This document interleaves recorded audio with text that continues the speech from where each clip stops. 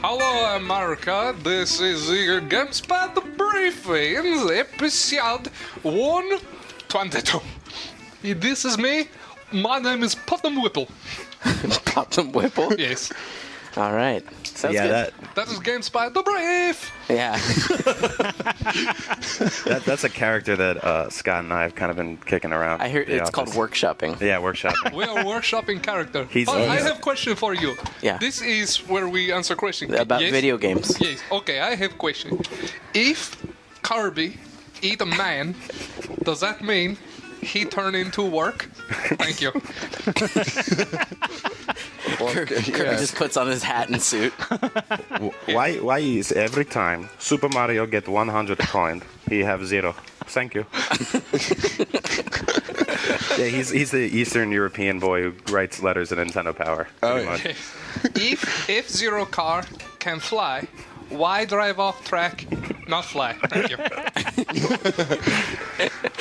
When will Donkey Kong go back to store and say, I bought tie and did not receive shoes? Thank you. Yes. So has anyone actually been playing any games this week? Animal Cross. It just came out in your country, right? Yes. How do I turn my dog into police officer like Animal Cross? Thank you. I love the thank yous after. At least you're polite about it, you know? Hey. If raccoon is in the animal let me try that again. If raccoon is in the Animal Cross, does that mean he has bandit? Will he break into home that he has bandit mask? Thank you. Excuse me, if real raccoon work in Walmart, will everyone get rabies? Thank you.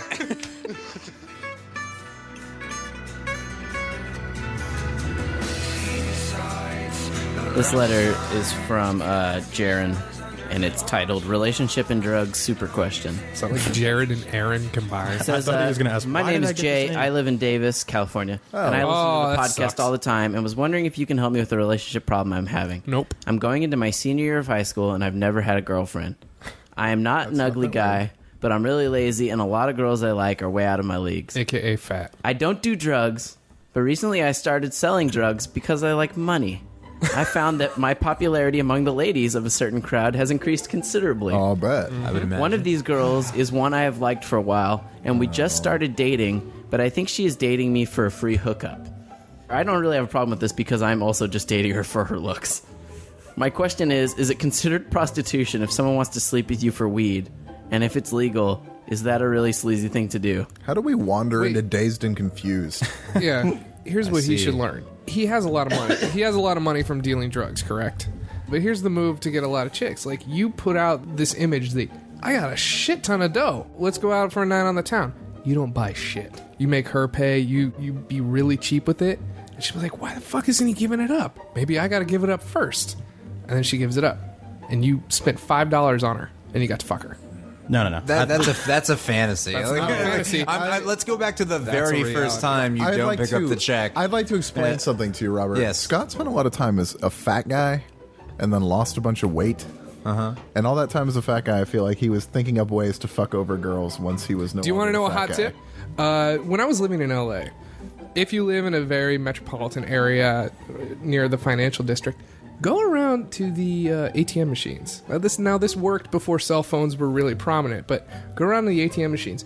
I guarantee if you spend enough time in the garbage cans at ATM machines, you will pull out a receipt that has a 6-figure balance on it. Now, when you go to the bar and talk to a girl, you say, oh shit, I don't have my phone on me. You have a pen. Let me write my number down on this receipt. You write the number on the receipt. Guaranteed to look at the balance. Guaranteed she'll call you back. Wow. Jeez. That works. Strange. Yeah, so dig in the trash, guys. But on a more basic level, if this guy's hanging out with this girl and it worked every time. giving her weed, if they're sitting around and smoking weed together and he hasn't even gotten anywhere, it's like if you get stoned with a girl and you don't make out with her, then you're never gonna make out with her. That's true. That's true. Also, I'm glad we all guessed it was weed, because if it was another drug, this wouldn't be a problem. If you want drunk, no, for real, if you want drunk, needy girls to call you at 3 o'clock in the morning, become a coke dealer. All right. This advice is going way in the direction I did not think.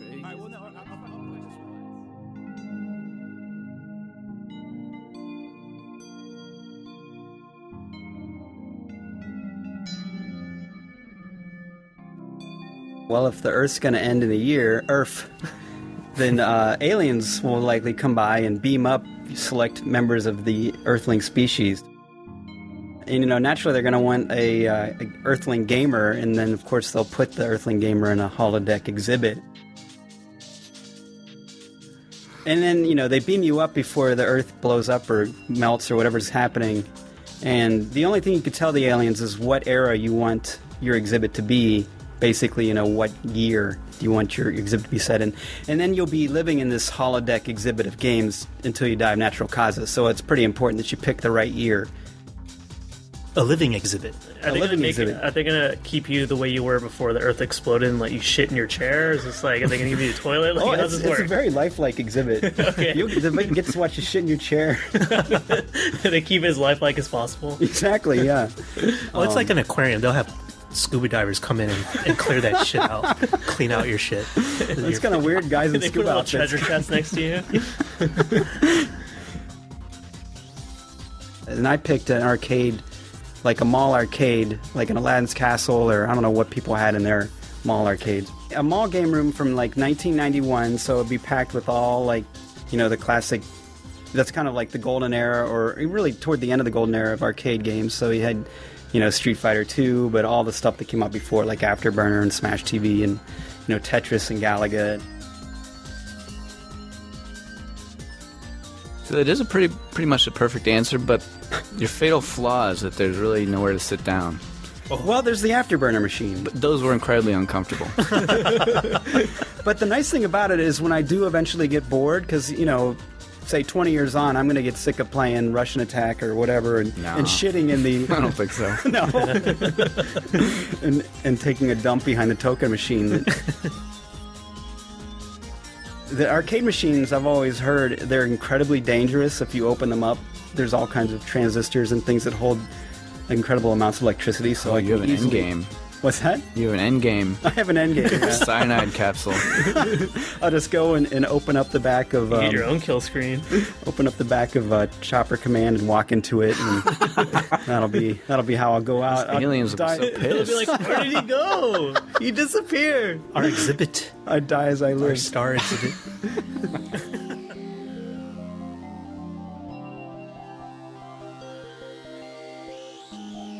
Yeah, it's ended on such a down note. Like, it started off so great. You're in this arcade, you're having fun, and you're like, really? I'm gonna go inside of an arcade cabinet and kill myself. That's pretty much how my real life's gonna end.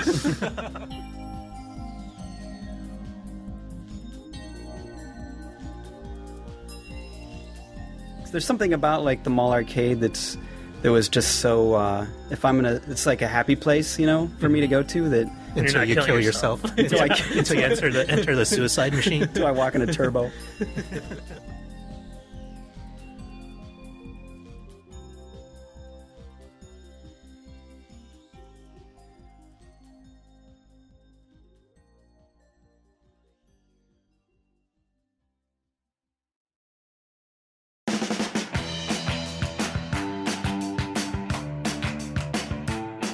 We were talking about arcades, and I have some unfinished business, like classic arcade stories.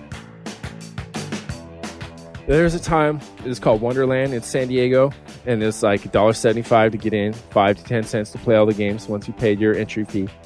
And we'd just go there to like, you're in that age, like summer in high school or whatever, there's like nothing to do. Mm-hmm. You got a car, but you ain't got no money, and you just go places and mess around or whatever. Song in this somewhere. So we just go there to like prank the hell out of this place, and like of course fart bombs, stink bombs. That's like, that's a given. So you know how they have like the sit down games, like a racing game or whatever. There's two seats. Oh yeah. So you find a fool who's in there. And obviously he doesn't want to get up, so pop one of them, throw it in there with him. Like enjoy, dude. Then just you work your way around the place, just cruising around. You hit everyone up. One of my friends, this is too much. Like, this is assholish. He took an upper tanker in their bathroom, the Wonderland bath. If this place is still around, I'm sorry, guys. But he took an upper tanker in there. That's where like you take the lid off the top of the toilet and you deuce in there, and then so the next fool that flushes it, it's immediate like a Blackwater overflow. So he would So he did an upper tanker. Oh man. So you guys never did that stuff? No, we weren't bullies like you. I was on the receiving Get end the mostly. fool get his hand caught in the redemption prize, trying to snake the prizes out of it. They got to call the ambulance.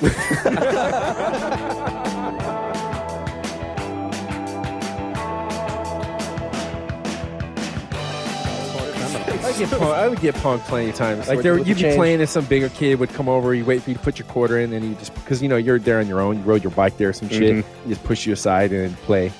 I had that happen. Sit there and watch him. Yep. That was actually that shit's so funny now. It's like the end of the world though when you're that kid. You feel so ripped off and violated. There's no one to tell. That's what I'm saying. See, I'd go home and cry. Some guy pulled a knife on me at the Dodger game on cap day and took my cap. I got my free Dodger cap. It's like, man, you got one too. We all got one coming in. You got to take mine. Though, dude. He pulled a knife on you for a Dodger cap? Yeah. And then the Dodger Stadium wouldn't give me a new one. How old were you when that happened? Like 24. Yeah, I'm kidding. I was like 8. This is like a little kid. Dude, who pulls a knife on an 8-year-old? Well, somebody who really wanted a second. A 9-year-old? No, it was like a grown man. That's like messed up. Yeah. That is way messed up.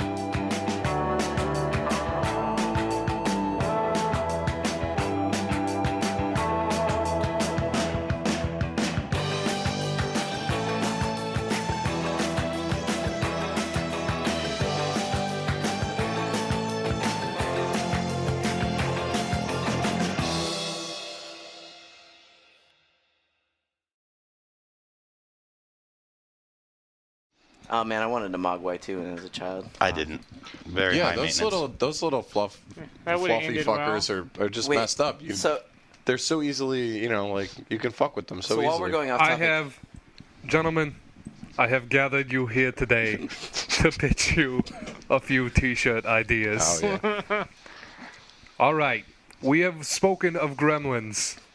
What if we had a bottle of water with the cap on it next to a Mogwai, and we call that birth control? Boom. Send it to Threadless. Send that shirt to Threadless. Scott and I have been It's going to be a million seller. For our listeners, Scott and I have been doing this pretty much all week. It's the guy who runs the Threadless T-shirt pitch meetings.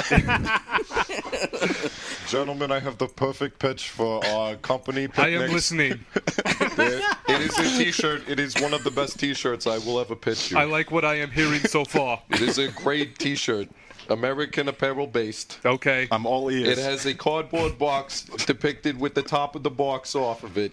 My interest is piqued. There's nothing inside this cardboard box, and on the side, it is labeled Threads. I think that is good There's for our nothing in the box, and it's threadless. While I would agree Do you that this understand is, what I'm saying? This is the greatest it is idea. brilliant. This is for picnics and all sorts of gatherings and pizza parties. We could all be wearing these shirts. This is the greatest idea I have ever heard. However, I do not think it is worthy of a shirt. I think it is worthy of our new corporate logo. It goes on every shirt on the tag. Oh my God, I am blown away with what my mind just thought of. Oh. Ladies and gentlemen, we Jesus Christ. So here we have pictured Jesus Christ, our Lord Savior. And he is barreling down a soccer field at great lengths, kicking a ball. And underneath is the text that says, Jesus died for our shins. Threadless. Boys and girls, pay very close attention. Here we have pictured an illustrative drawing of a chinchilla, and upon his eyeglasses are sunglasses. And underneath, in text, it says, chinchillin'. I do not like that idea. You take that garbage over to Snog Tees or Busted Tees. That will never ever fly at Threadless, sir. You have disgraced me. What if... I'm listening. What if we drew a picture? My ears are already tantalized. They're flapping like butterflies' wings for your sweet, sweet pitches. You had me. Come on, Carl. Just get them out there. What if... My hand is out for the shaking. What if we had an SAT test but instead of taking it...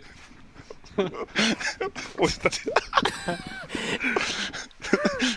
is the best one. I'm quivering in anticipation. Are you gonna even be able Let to me get this start one out? over. I realize that pause. Let me make sure I am sitting. No, this is. I want to make sure all of you are sitting for this. My feet are firmly planted on the floor. Listen, What if- I am here, brother, with you. What We if- will have pizza following your pitch. I am Good.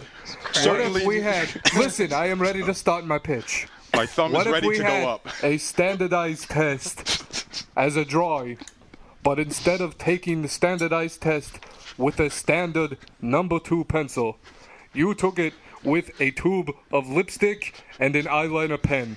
We call this t-shirt Makeup Test. Send it to Threadless.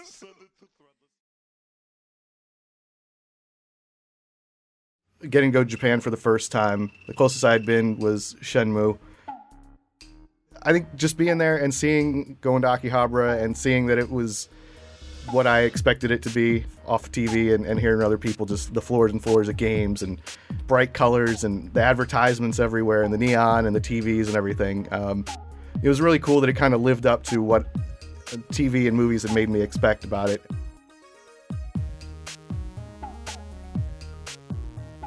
For me, it was like there was a good 2 or 3 year stretch where I was bringing an extra suitcase over there that was empty and going to Akihabara and filling it up, basically. Like getting like, okay, I'm going to get a Famicom Twin.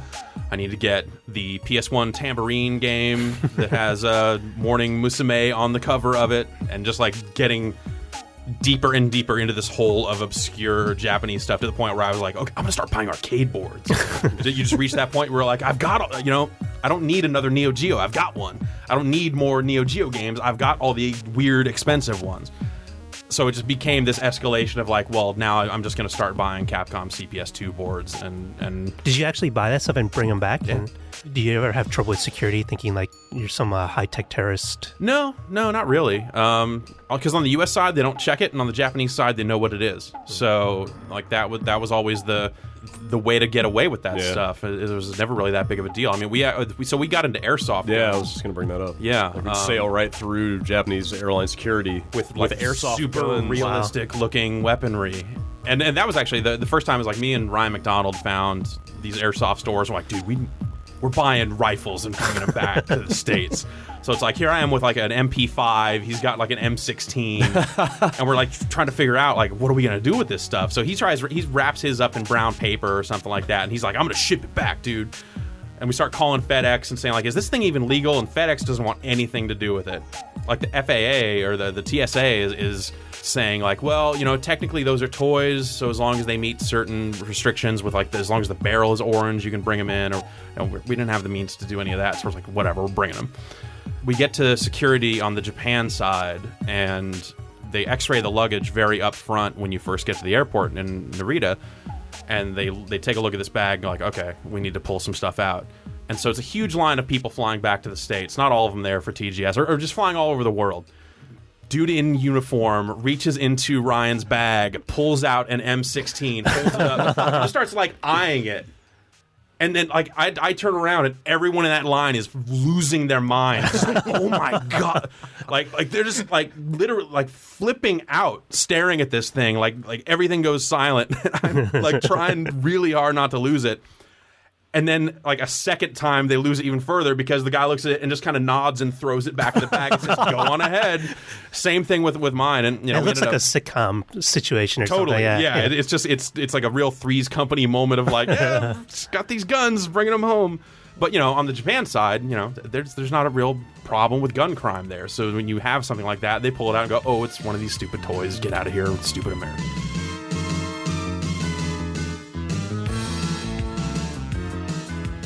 First time, I guess the thing that leaps out to me is the first time I was in Japan, I got abandoned and lost in Shinjuku Station, which is one of the biggest train stations in the entire world, at 12:30 at night after they shut everything down. So like the train stopped running. Oh man. Basically, like the trains stop in Japan. Like when they stop, they stop. Like if you don't make it, you got problems. You've got things to figure out. and we had been drinking, and these guys were like, oh, our train is in 5 minutes, and they just ran off and left me. So I'm like wandering around the station for like an hour, like peering at maps, trying to figure out what the hell, and like these punk-looking dudes, who obviously are even more intoxicated than I am, show up at some point. Oh, man. And they see me, and I was like, oh, fuck, like, this is not going to go well. I'm about to get messed with here. And they wander over, and they're like laughing about stuff or whatever, and they come up to me, and I'm like, all right, here we go. And one of them spoke in pretty good English and like started asking me if I was lost and I needed help. And I was just like, yeah, that would be awesome. And they actually, so they basically got it out of me where I tried to figure out where I was staying, you know, like where the directions were, because they didn't know the hotel I was in. And they probably spent like an hour or 90 minutes like helping me piece together the directions of where the hotel was, and then they walked me all the way back there. Oh, nice. So it was like... And then they fucked you up? Yeah, and then they got you into the room. Then they kicked, they kicked shit out of me and took all my stuff. But yeah, it was like, wow, the people were really nice and helpful here.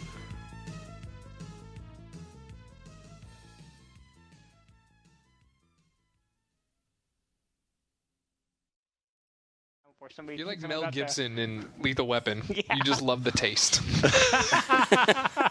Homeboy is a maniac in those movies. Lethal Weapon, he is a fucking maniac. He is a lethal weapon, if you will. Yeah.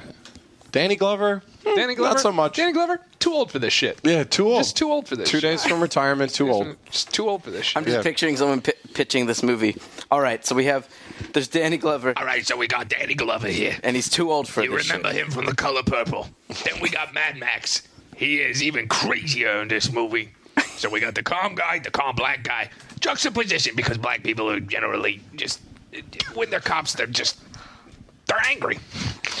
But this guy, he's Australian. Australians, generally calm people, even though they were all criminals. Jesus Put them Christ. together. Lethal Weapon. That's a million seller. God, how long do you think it is until they remake Lethal Weapon? Oh, fuck. This is going to save Orion. Sorry, you just reminded me of Orion. What a weird flashback. Yeah, right. We're going to make a RoboCop movie. We're going to Serial Mom.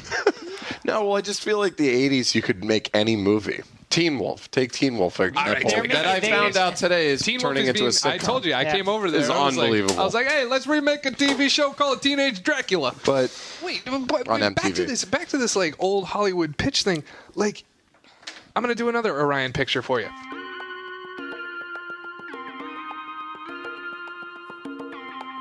It's 1988. We're inside Orion.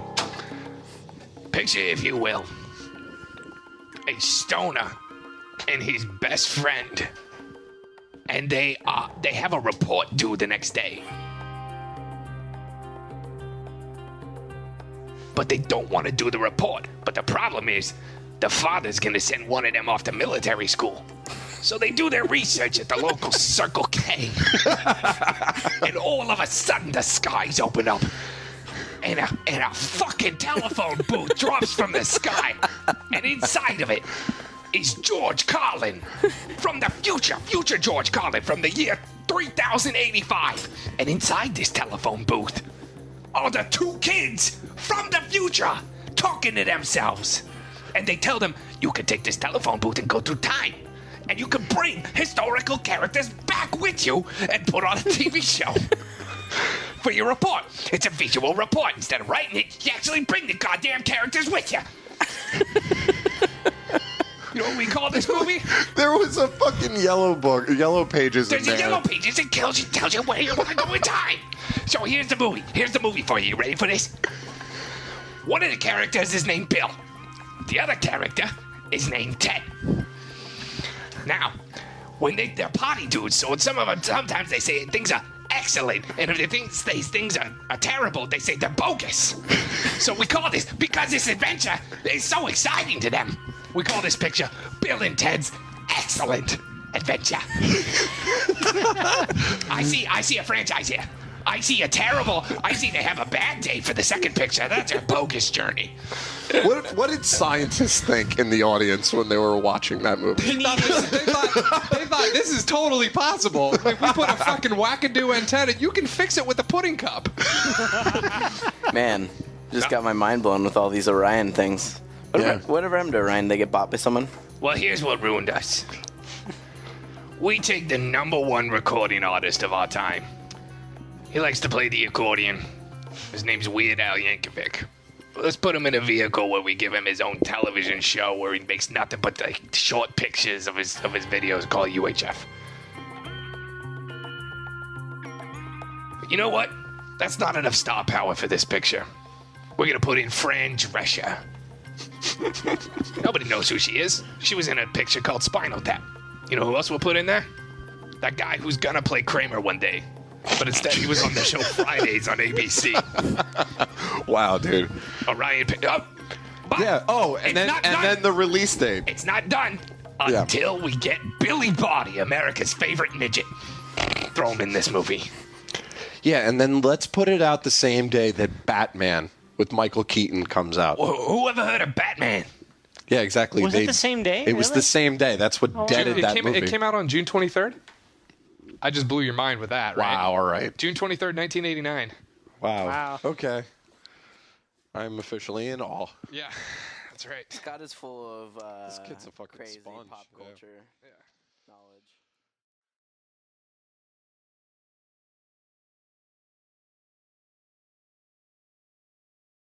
So can I start off sharing the stream with you all?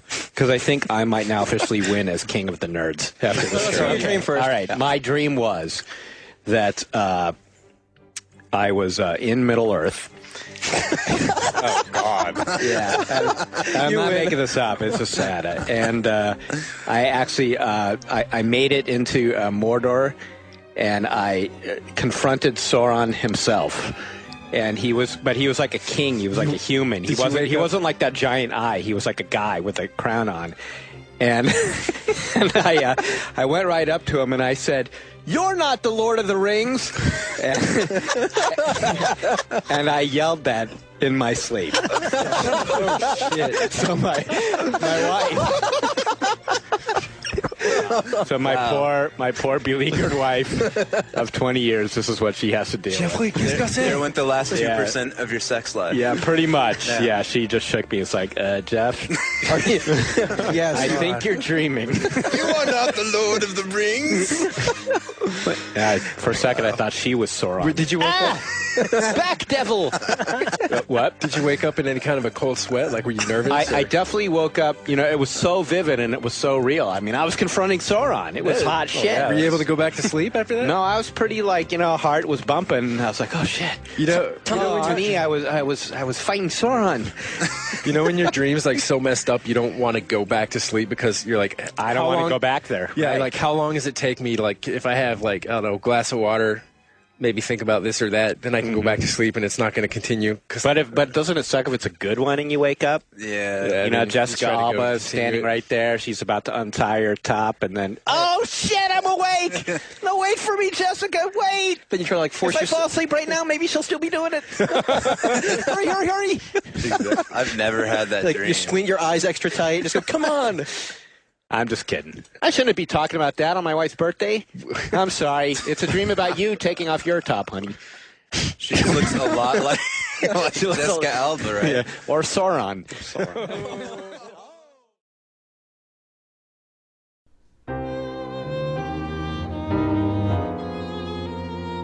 Right. And The thing is, the sound is really good in that. It's bone chilling. It's like the only game that can get away with making enemies jump out. It's blood curdling.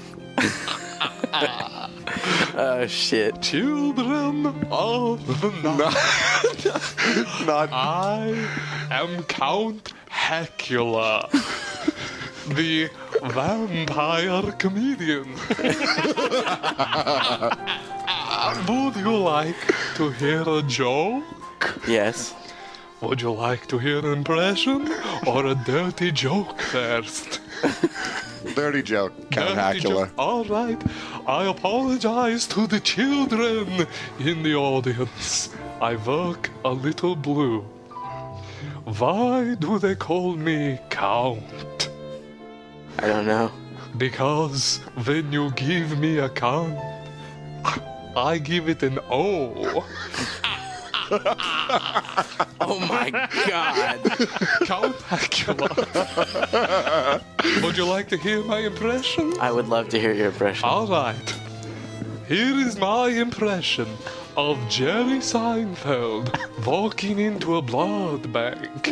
I think it would sound a little something like this. What? What is the deal with all this blood? Some say positive, some say negative. What's the deal with that? Yeah,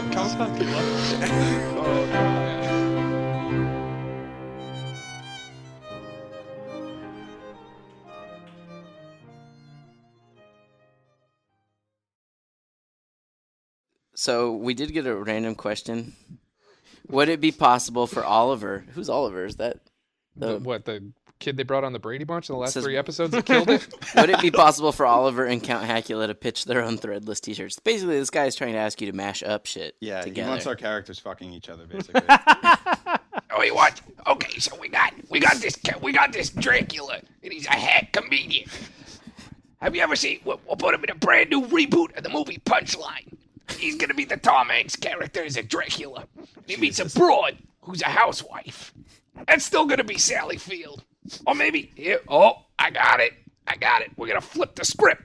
Candace Cameron, who was the kid in the original Punchline, is gonna be the mom in this one. Candace Cameron, Count Acula, Punchline. Oh, comedy's so fucking hard.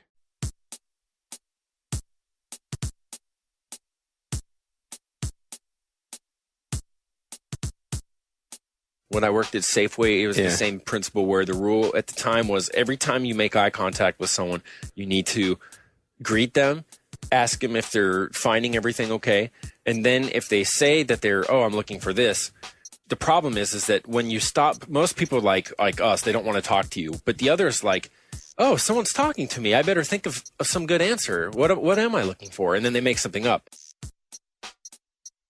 And then the next rule is that you have to go and take them to it, physically touch the item, and then recommend a complimentary purchase. So the example in the training video was that someone was asking for hot dog buns. And the guy's like, oh, ma'am, did you have pickles with that? And then it was known in the store as giving the customer the pickle. Now, this is, okay, so this was like intensely infuriating when you're stocking the shelves. You know, this was like a long time ago when I first started working in grocery stores. And you're trying to get to the other end of the store, right? And then you stop someone because every time you pass someone, you're supposed to make eye contact and say hi. And it's this infinite regress. Like, my end goal is to go put this case of beer over in the beer aisle, right? But someone asked me something about the produce, and then you go back over to the other end of the store, touch it, and do it. And then you're like, okay, I'm going to go back to my cart and do it. But nope, there's someone else, and I smiled. I got to do it again. So wait, when you touch their produce? You just touch something, touch it. And then, so meanwhile, there's the mirrors up in the top, and I know where the management booth is. And you're always looking up there like, is that guy, Billy Compton was the manager. And this is why I want to tell a story ultimately about Billy Compton. And he, that old Billy Compton would look down through there, and you'd see him looking at you, and you'd be like, dude, it's like totally Orwellian. It was like the Panopticon. He would be sitting there watching you guys? Watching us to He's make like sitting sure. in the back room of the market? Yeah, watching in the upstairs, looking down across the store, Yeah. through the two-way mirrors to make sure everyone is doing That's this. some satisfying work. And we had secret shoppers come in at least once a week, you know, and that they would evaluate this.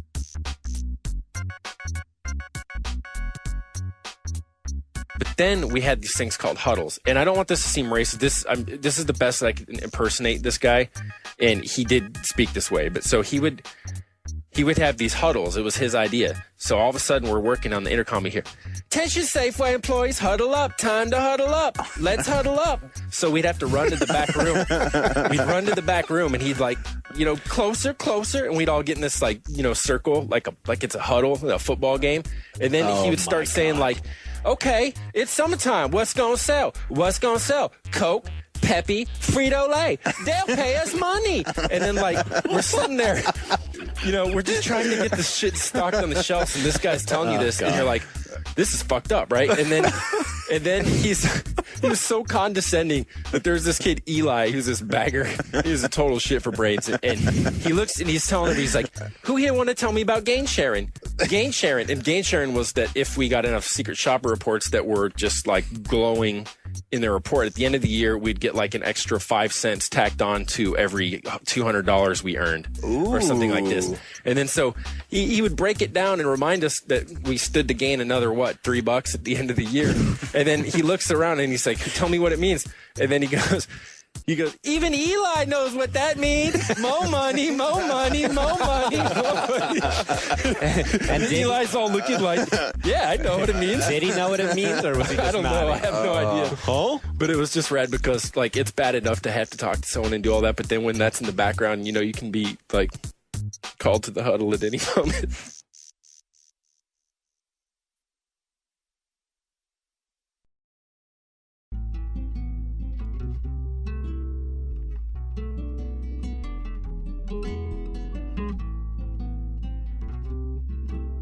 I'm trying to think if there were any other games that. You know what game looked really cool was that zombie third-person shoot 'em up that they showed. Rock of the Dead? No. Oh God, that was one of the saddest. But Scott and I were running around on It's the strip floor a outside, lot. right? Yeah, they Yeah. had it outside next to this meat stand, and there was just this hot street meat that was sitting out there in the sun all day, and it looked horrendous. We tried to get pictures of it, but the dude probably would have killed us. Right next to that stand, they had Rock of the Dead, and it was like the worst booth babes, and covered in zombie girl, planes. the hottest girl at the shittiest bar in town. Right.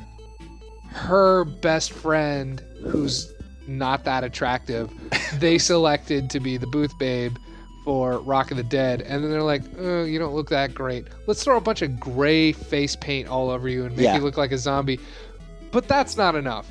Let's put you in the most unflattering XXL t-shirt that says Rock of the Dead.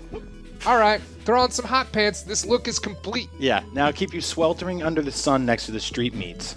Also, roar at anyone who walks by.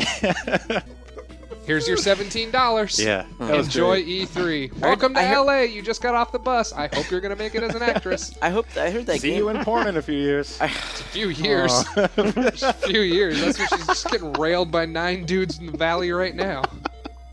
And they're not even filming that shit yet. That's an man. audition. That's some Rock of the Dead. Oh, Rock of the Dead. That's bad.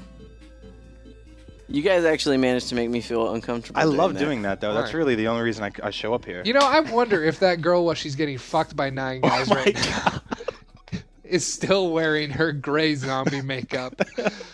She rolls into that office at Vivid, and it's like, well, Vivid? what act? Yeah, I don't think so, buddy. But it's spelled. Let's shoot a little lower. It's spelled with a Y and a 90210. it's spelled VYVYD. Vivide. The thing is that it's such a depressing thing for me to think But of she these people rolls in turning there. to She's porn. like, I just got off of a gig. I'm sorry I couldn't clean it up. And the porn producer's like, well, fuck, this is gonna work. This is gonna work. All right, go in there. Meet Jonathan, James, Rick, Sammy, Salvador. Salvador. Always got to have an Italian there. Giovanni. And 2 Italians, apparently. Travis, Gus, and Baloney Bill. Yep. And they're all fucking running a train. Chuck, Laser, Bolt, Tank. The American Gladiators, folks. Nitro's in there. Right. Tower. Water. Barbecue. Hockey stick. Nah, man. You're going to tag team with Diamond. All right, get in there. It's going to... The only way to kill the zombies is if you fuck them. I could see the Orion's studio owners now just owning a really shitty porn company. Now that they moved on. With Y's. Yeah. All right, so here we have a fucking zombie go. We got him over there. You're gonna fuck nine guys. Now, in my mind, all they do is they just take Orion movies and adapt them into porn versions. So Robo Slut. Yeah. Wouldn't you just fucking love to work in that industry, just on that creative side, not on the getting fucked by hockey stick side, but the creative side of porn? Yeah, like I almost got a design job working for a porn site once back in college. Who didn't? Yeah, I know. But the guy was like, yeah, we need you to do like DVD box covers and stuff. And then I was like, I've seen DVD box covers.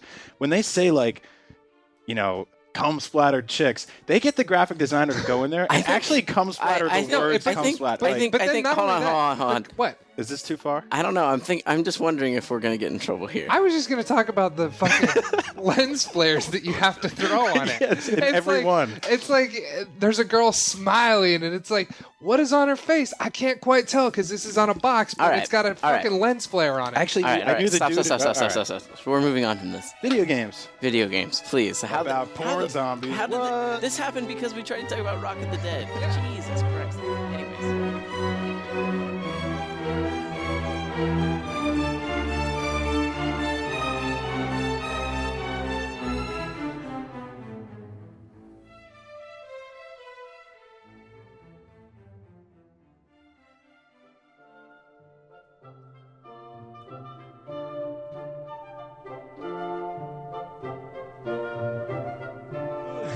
I don't even know what we'd get in, like, I mean, from fights and stuff. Sometimes it would just be something dumb. You'd be mad, and I didn't understand why I'd be in trouble. Like, one thing, anytime someone would have to take a shit, you would run, you'd be like, dude, someone's taking a shit. Like, there's only one course of action. It's to run on the playground and scream so everyone knows, and you all run in, and you go to the stalls next to it, and you get the toilet paper, and then you get it wet in the sink, and you stand up on the adjacent stalls and urinals, and you throw them down on the person taking a shit. Where the hell did you live? I know, seriously. Fucking Lord of the Flies. The whole bathroom was covered with like stalactites of wet toilet paper from us just going in there. Kids wouldn't, you know, not to go to the bathroom in schools because this was going to happen to you. There's one time in high school, it fucking carried all the way to high school. There's no doors on the shitters, so you really didn't want to have to deuce at school. I'm sitting there, and there was like a special ed kid taking a dump, and then, dude, what's his last name? Don't say his last name. No, the bully. Paul Grabansky is in the mirror combing his hair back. This is. I swear to God, this sounds like it's fiction. It's not. He's fucking combing his hair, and then he's looking in the mirror, and he turns around. What do we have here? Oh, God.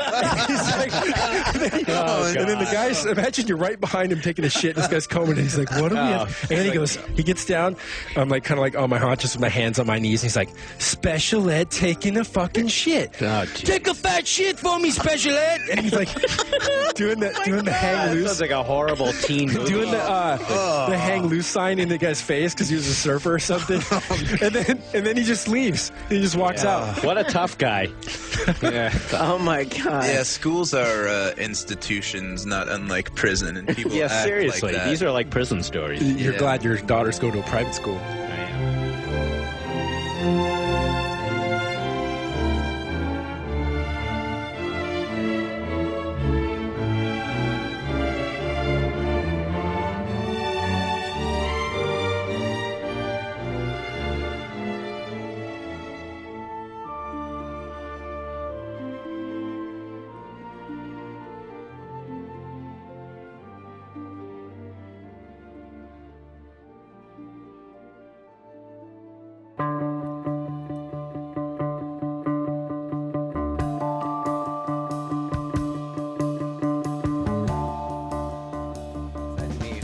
Who inevitably is sharded in my pants. Anthony has the semi-annual shard. Almost once a year. Yeah, I mean, I mean, it's no secret that I fart a lot. I mean, every human farts a lot. I guess I just make it more public, and you know, there's been times that I treat my body pretty bad sometimes with the food I eat, even though it's vegetarian.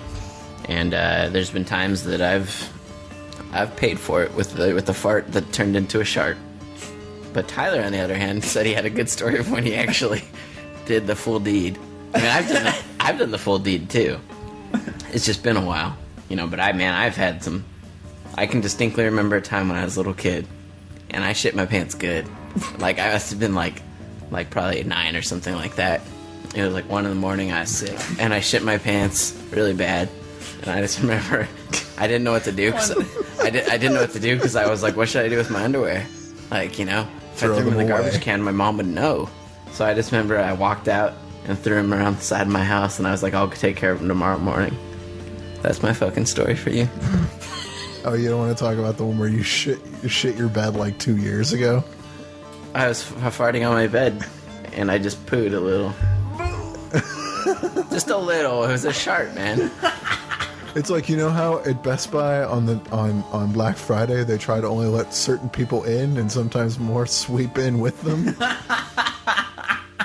That's what I'm saying. These things happen. Great. Now, Tyler. Yeah, mine. It wasn't like a wham bam and you're over situation. I went to school. Oh no.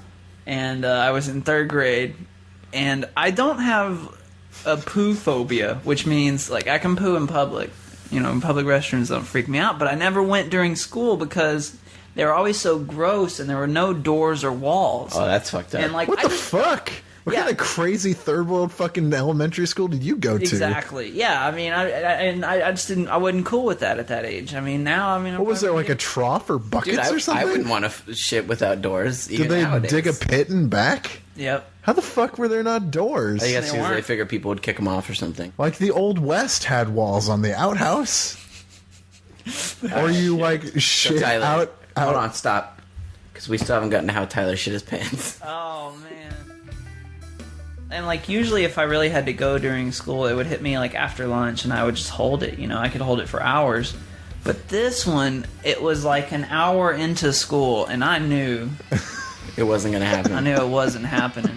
And so it's like I had the or more specifically, you knew it was happening. I knew it was happening. I guess try and go during class, right? Because then there won't be that many kids in there. Right. It was like I was thinking like, well, I could hold it all day or I could just go now and wait till I get home.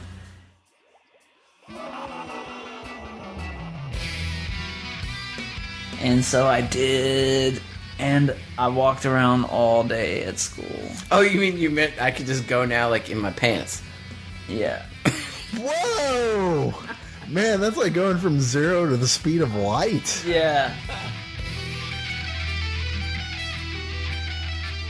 Wait, you didn't even have to go that bad when you went? No, yeah. I mean, yeah, it was bad. Like, I knew it was bad. I mean, this was like beyond. I mean, this was like, it was a call, man. I had to drop bombs.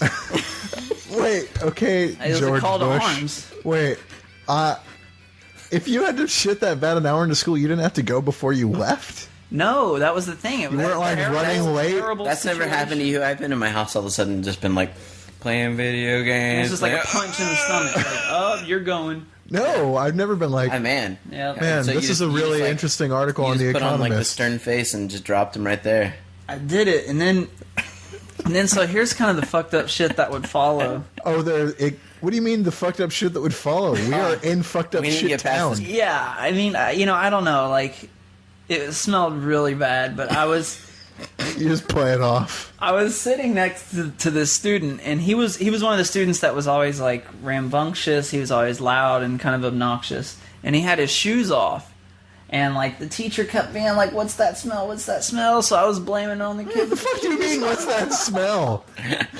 And then it's so and it was like so weird, like sitting in a chair with poop in your pants and like spreading it around.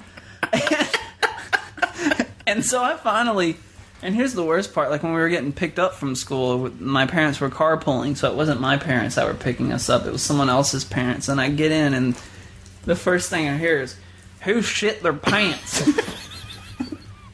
And I said, one of the kids in my class did, and the smell rubbed off on me.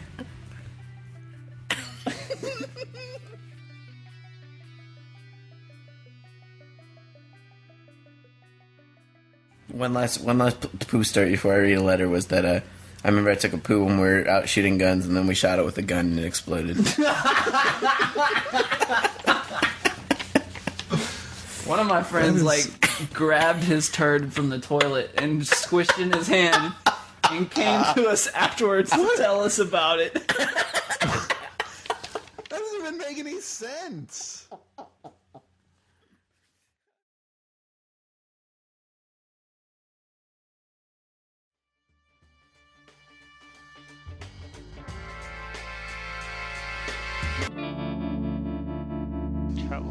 Hello and welcome to the motherfucking Gamespy Debriefings. Wow. There we go. Ostensibly, we occasionally talk about video games. Really? Yeah, occasionally. Getting more occasional by the week.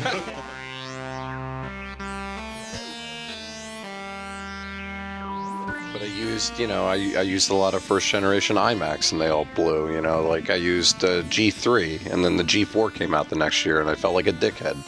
There's a long history. Dickhead, man. That's not an insult that people use enough, by the way. Oh, I know. It's right up there with butthole to me. I like dickhole. Yeah, dickhole. I like combine the two. Yeah, dickholes are. Douche hole is good Or too. dickweed. Douche novel. The one time in my life that I ever had to wash my mouth out with soap. My mom actually made me do it. And then she never made us do it again. I think she realized it was kind of fucked up. But when I was a little kid, I called my brother a dickweed, and he tattled on me, and I had to put a bar of soap in my mouth. It was. I don't even know if dickweed was invented when I was a little kid. Dickweed was invented when we were kids. Yeah, absolutely. Am I the only one who ever had that happen? Some like fucking harsh corporal punishment from your mom? I said "fuck you" to my cat once, and I'm not kidding you. And my mom washed my mouth out with soap, and like immediately felt terrible about it. Yeah, see, my mom only ever did it to us once, and she was like. And it was like the. Well, I didn't curse at home. I cursed over at other people's houses. And then other parents would like yell at me, but they couldn't scold Bromley, me. we're Italian. Like we grew up, I grew up just surrounded in a flurry of curses. Yeah. See, I didn't really. I grew up in a very strict Catholic Italian family, so there wasn't a whole lot of swearing. But God, I swore up a storm in my treehouse with my next door neighbor Matt. We would go up there we're like, are we safe? All right, fuck. Tits, asshole, bitch. Have it written down in a little notebook just to make sure you cover them all. We just wanted to cover them all and come up with our own. I did that, but with prank calls. My same friends, we used to roll around and do that, and then we also. I remember the first time they were like, "Let's go egg a house," and I was like, "Really? We're gonna do it?" He's like, "Yeah, man, steal like 3 eggs from your mom." So I came out with eggs. I was like, "All right, whose house?" He's like, "I don't know, man, just pick one." Then I remember we did it, and they came out, and I remember I felt like. I'd never been so scared in my life. I was like, I'm going to go to jail. And we're running back to my house and hiding inside. And my mom's like, what'd you guys do? And we're like, nothing. Just saw a dog. It's funny because I've always had that impulse. And I realized recently because me and Miggles are roommates. And we first moved in, we bought like a dozen eggs. And we used... Yeah, it's not like that. And we used none of them. And I had this moment where I was like, yo, man, these are like a month expired. What should I do with them? And he's like, I'll throw them out. And I walked over to the garbage can and I'm like, I'm an adult now, and I threw them out. And I'm like, I should be throwing these at cars and people and dogs. I just want to point out that you guys earlier were making fun of me for owning a Transformers plate. Yeah, these are the reasons Ryan didn't go out and do these things, which is good, right? Because I didn't drink or anything either. So, but I still did a lot of deviant. Yeah, don't get me wrong. I did all this shit before I was drinking. Yeah, when I was drinking, once I started drinking, I calmed down a lot. That was before I was drinking, for the most part. Or whatever, experimenting in high school and that kind of crap. I was lighting piles of leaves on fire and then hiding in bushes with my friends and laughing while the fire department showed up to put them out. Lighting harmless fire. Or a huge harmless fire. At 3 o'clock one day in middle school, I took a backpack and I ran down the row and took everyone's locks as they were unlocking their lockers, and I basically had a bag of 75 locks. And me and my friend were like, what are we supposed to do with this? And he was like, I don't know, get in trouble, I guess. It's that moment when you realize, what are we supposed to I stole a gigantic banner off of City Hall that they put up every single year for this big dance. And my buddy and I are we got it home, we're like, what the fuck are we going to do with this? And we just fucking throw it in the creek, who cares? Dude, my friends were so much worse. My friends were like, hey man, I got this block of dry ice. Cool. Let's shave chunks of it and put it in 2-liter bottles and then put it inside mailboxes. Which then blows the mailbox to pieces. We could have killed someone probably. Well, I remember getting into all that stuff, and I did the thing where you take the Strike Anywhere matches, you break off all the heads, and you put them in a tennis ball, and then you throw it and it just blows up. So, but then there was that chapter in the Anarchist Cookbook where every boy decides how he wants to spend the rest of his life. Yeah, I actually had the softcover version of the Anarchist Cookbook. God, both of you guys, what is wrong with you? Until my mom found out that I had it. I hid it somewhere in my room, and she was quote unquote cleaning one day and found this Anarchist Cookbook, and I was in 4th grade, and I was making all this crazy shit in the book and stuff, and I had the local bookstore order it for me specially. So it had what fucking because it didn't have it, and they had no idea what it was. They were into a bookstore. Hi, I'd like. Yeah, seriously, I was 10 years old, and I was like, I'd like to get this book. I was like, can you order it? Because they had a list. I put my name down and my number, and they called me back, and they were like, Did you and your buddies like go into the bookstore? So- Like you were on your buddy's shoulders, and you were wearing a giant The trench mustache. coat But and a then my- mustache. Excuse me, my wife is interested in this book. Yeah, it's like the bookstore Oh, owner yeah, from it's like, yeah. like the bookstore owner from like Neverending Story or something. But this will blow your mind, son. And he gets all fucking- happy when he secretly steals it. My fucking mom finds this book, and she's like, "Where the hell did you get this?" Oh, never mind. I see the price tag and goes up and just screams like dude. There are some really dangerous things in that book. To say the It's least. like The making most like dangerous chemicals thing. that you can make that you could just. It What do you starts expect off from as something a called the Anarchist Cookbook? yeah, but starts off as a liquid, and you How can did pour we it on get the to street, this? and as They soon as had a the one- car drives over and causes friction over the stride fluid, it bursts into and explodes. Like they had it's a they had this one where it was friction-based. like you walk in the room and you switch on the light and the light bulb explodes and Yeah. it blinds you. I mean, that was like some Home Alone 2 shit. Like, Well, it was a little 'cause beyond we Home were- Alone 2. We were watching Home Alone yeah. 2 the other day, and I realized like what he did to those to the bandits in the first one, to the wet bandits, was bad. nothing. What he did in the second was dirty. Yeah. Ryan, Just you never straight up dirty. You never did like any stupid crap with your friends that was like way too dangerous. Like when I was on a school trip, I remember my friend brought a can of Sterno with him. Do you know what Sterno is? The Sterno is like a butane in gel. Yeah, it's like a pink jelly. Yeah, and you can Isn't burn it it. like you put it under? Well, you can food? actually coat your whole hand in it and light your hand on fire, and it won't burn your hand. That's It'll what they just burn all burned that Sterno away. restaurant down with in Goodfellas. yeah. Yeah, so to the kids so listening at Sterno. home, don't do that. So don't do this. But I remember we were also like we were in our hotel room, we're on a school trip, and we're just like taking light bulbs and dipping them in it, and then lighting them on fire until they fucking blow up and stuff like that. Like just the. Oh, I just that's feel like Ryan, nothing.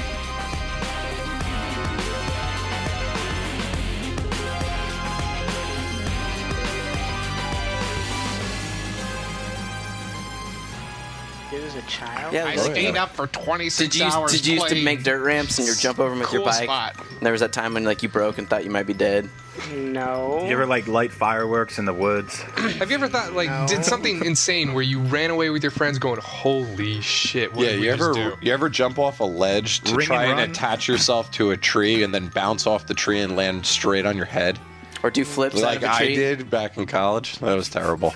Yeah. Did you ever ring and run? Really hurt. I climbed some trees. Did you ever burn anything? No. Huh. You didn't burn shit? Did you ever prank call anybody? Huh? You ever prank call anybody? Oh yeah. Yeah? Yeah. Oh, let's hear about it. Yeah, let's hear it. I prank called some people and probably said some corny stuff. The end. Were you I one of prank those like, called- is your refrigerator running people? No. I prank called 411 one time, and then I was like, haha, and then they called me back. I was like, whoa, I didn't know that was possible. That's gold. Yeah. Oh. I think we need to like now that we're all like in the same place, we got to we just take Ryan out for an afternoon. Basically, lighting but basically, fireworks and even shit though and he's here bags right on now and we're fire. talking, it just needs to be one of these days where we're like, oh, let's go out to lunch. Like many months from now when Ryan's forgotten this conversation. We'll all go out to lunch and be like, oh yeah, now we're just walking to this really cool place. It's just a few blocks farther. And then we're going to fucking bag Ryan and put him out with gas. Yeah. And then when he wakes up, we're just going to be standing by this big fire and being like, remember Ryan, when the cops get here, run. So Ryan, you ever put a fart bomb in a teacher's personal refrigerator? No. Because I did.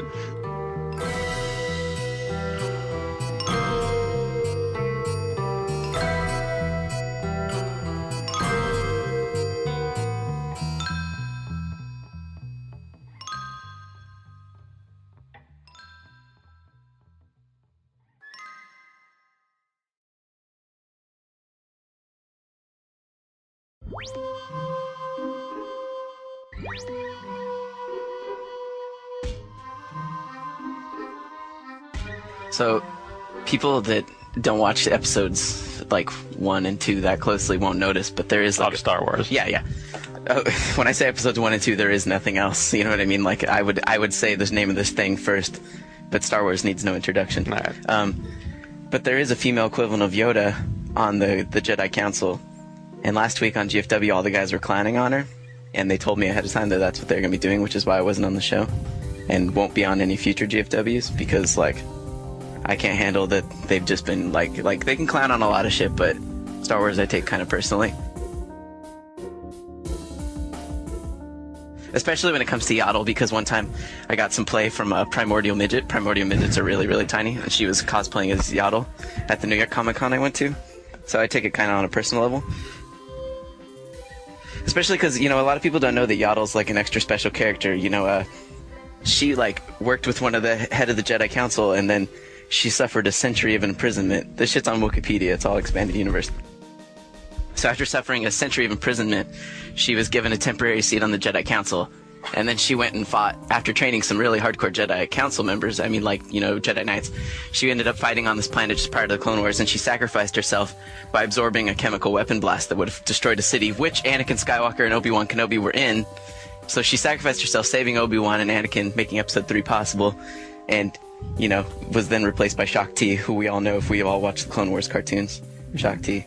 Plus, I was talking to Sean last night, and it was just pissing me off because he was clowning on Twi'leks. Because I told him Twi'leks are like the single most beautiful alien species. And he said that that's retarded, but it's a known fact, like in Star Wars lore, that Twi'leks are just like the most gorgeous girls. Twi'leks being the head tails girls that you see in Jabba's palace dancing. But yeah, it all comes down to Yaddle. There's been a lot of people after that GFW making some really nasty photoshops of Yaddle milk and shit like that for Sean, and I just don't appreciate that. I take it very personal, so fuck GFW radio, and I ain't gonna be on that shit no more. You guys don't know shit about Yaddle. Thank you, Anthony, for bringing this to light.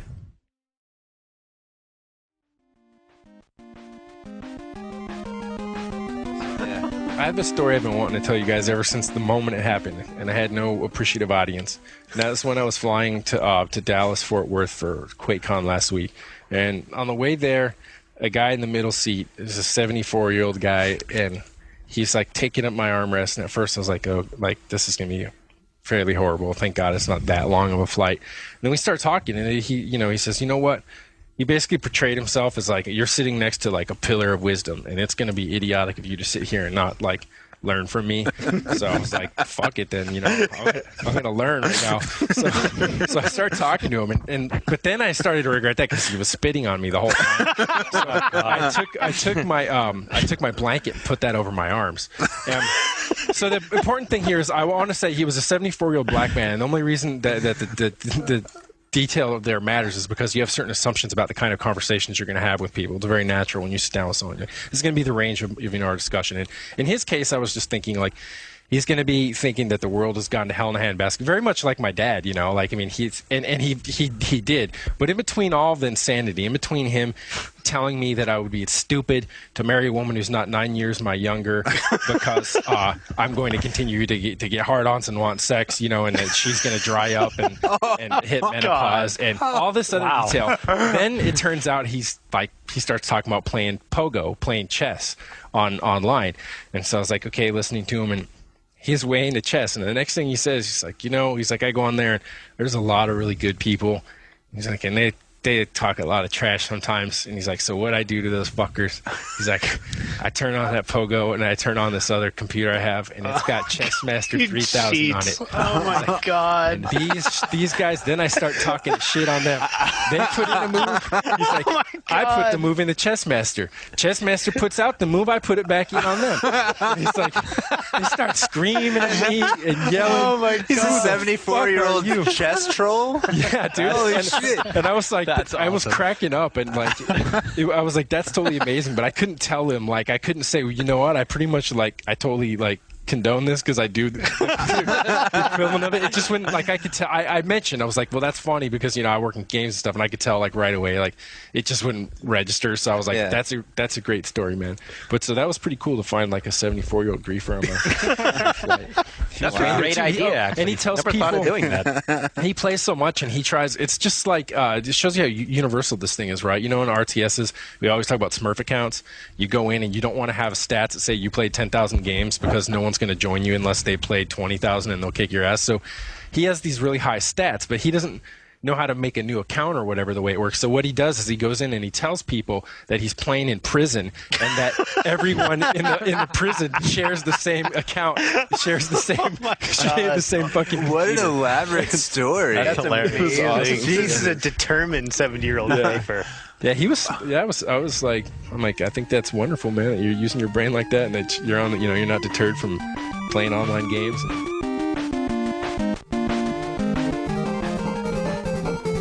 welcome to the Gamespy Debriefings, episode 140. My name's Anthony Gallegos. With me is Ryan Scott, who's Hello. had 3 cups of coffee. What?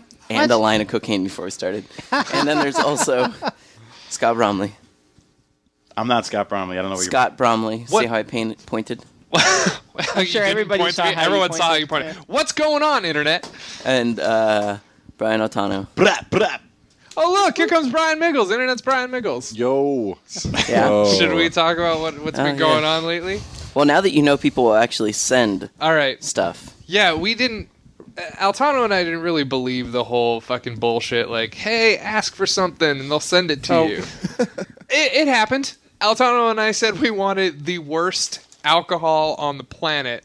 Goddamn, people fucking delivered. A bottle of sour apple pucker, because I have some very bad Is there memories. even alcohol? I didn't think there was alcohol in that. There's alcohol. There's alcohol in it, associated with being 18 and drinking anything with an alcohol content to get buzzed. I also included some Bud Light and Clamato that I found at Walmart for $1.97. Now that is pure evil. To explain to people at home, that is a chelada. beer that they fucking put Tomato juice. clam juice, and clam in. Clam in a fucking Clam beer. juice. Yeah, clam juice. Clam juice and tomato juice. With beer. In a beer. Now, I just found out that shit existed like last year. Yeah, chelada. It's a Mexican delicacy. Oh, man. For bonus points, mix it together and see how long you last before vomiting. Mix it together. Fuck you, Nick. That's not happening. It's going to get mixed together in our stomach, but not as a single drink. We're all going to take turns puking on Ryan Scott's phone. There were bars that did that back in the day, where they would just at the end of the night pour everything in like one big pitcher. And The all sorts barrel? Yeah, it's like here's your swill. Well, didn't you tell me a story about like your dad's friend or something? Yeah, my dad would do that. He grew up in Jersey City, and you could drink. It was like the Wild West. You But could that drink was- it, like, you could go to a bar at age 12 back then. That was the Was it that was Nucky, the was Nucky Thompson still the mayor? That was people that like ordered just the drip underneath the taps, right? Pretty much, yeah. Yeah. And they would mix everything What? together at the end of the Yeah. night. All the things that were left sitting in cups, they would pour in the one big pitcher and just be like, "Here you go, it's yours for like $1." And it'd be like whiskey, rum, wine, beer, everything mixed together. And Dude, you don't do that unless it's the apocalypse and you're trying to make it count. It's like it's some Book of Eli shit. Like Yeah. you're walking around with covered in rags, and I'm like, "Fuck it, I'm drinking anything."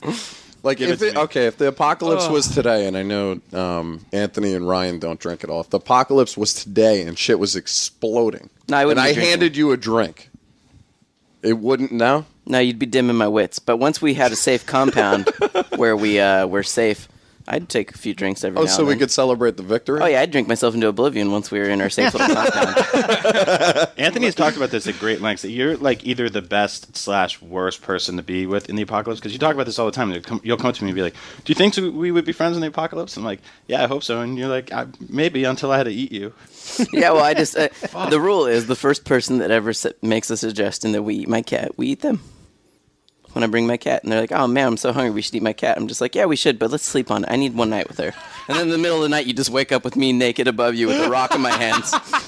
Why are you naked? Because I want that to be the last image in your mind. Yeah, you see, is a naked Mexican man above you with a giant rock. And then I'd crush you, and everyone would wake up, and they'd be like, "Man, something smells like bacon." And I'd be like, "Yeah, it's Baltano bacon." That's like a Bud Light Clamato commercial. Do you think every Bud Light Clamato commercial is just a naked Mexican dude holding a rock? A big rock. Clamato!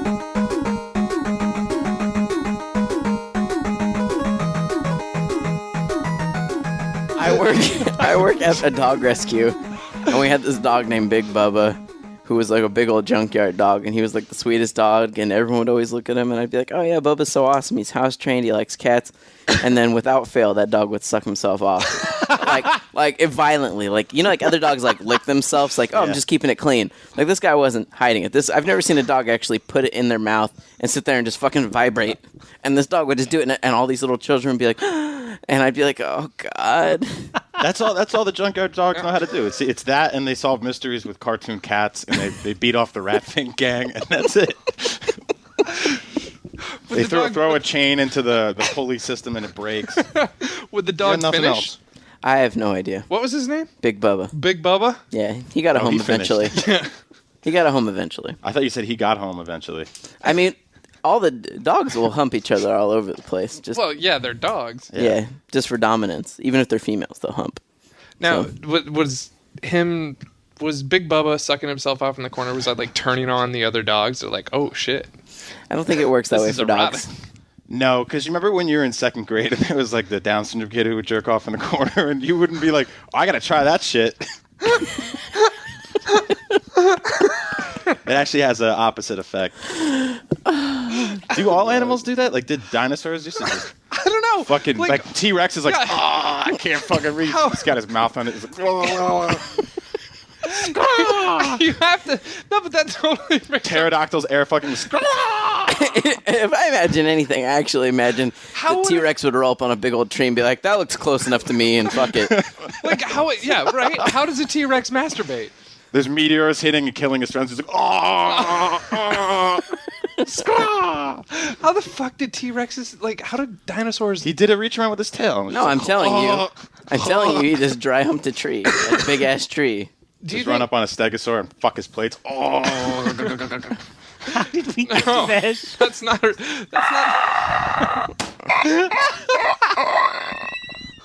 The rest of humans... That's how the dinosaurs died out. The rest of humans aren't the sick ones. Do raptors gang rape? The rest of animals aren't the sick ones. Animals Clever don't see girl. other animals doing sexual things and think, well, it's time to beat off. Monkeys do. Yeah. Not from seeing other monkeys. The bonobo monkeys have I'm wild saying sex. humans are the fucked up ones that are like, well, be at home watching Animal Planet, and they'll be flicking through and be like, oh, rhino's fucking.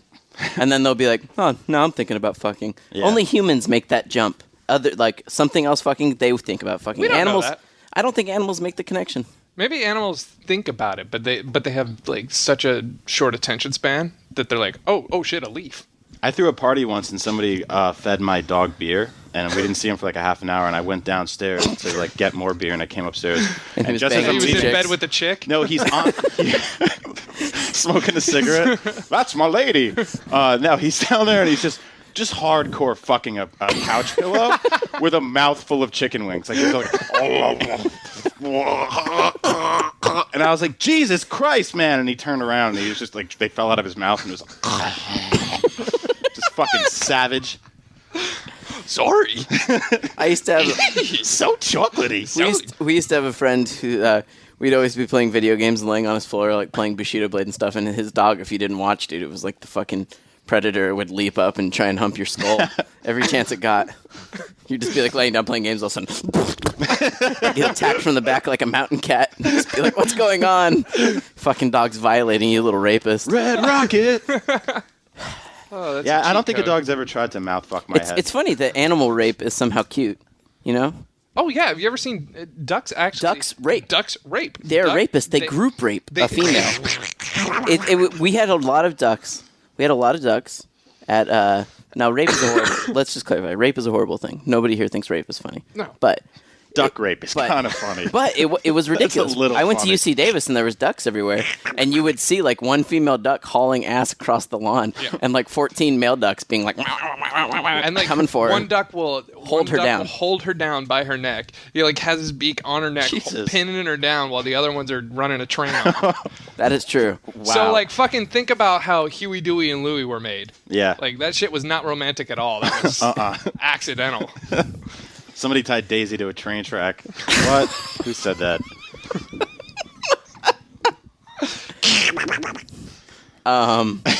Where do you go from there, really? Well, what games are you guys playing? Yeah. Honestly, have people been playing any games? You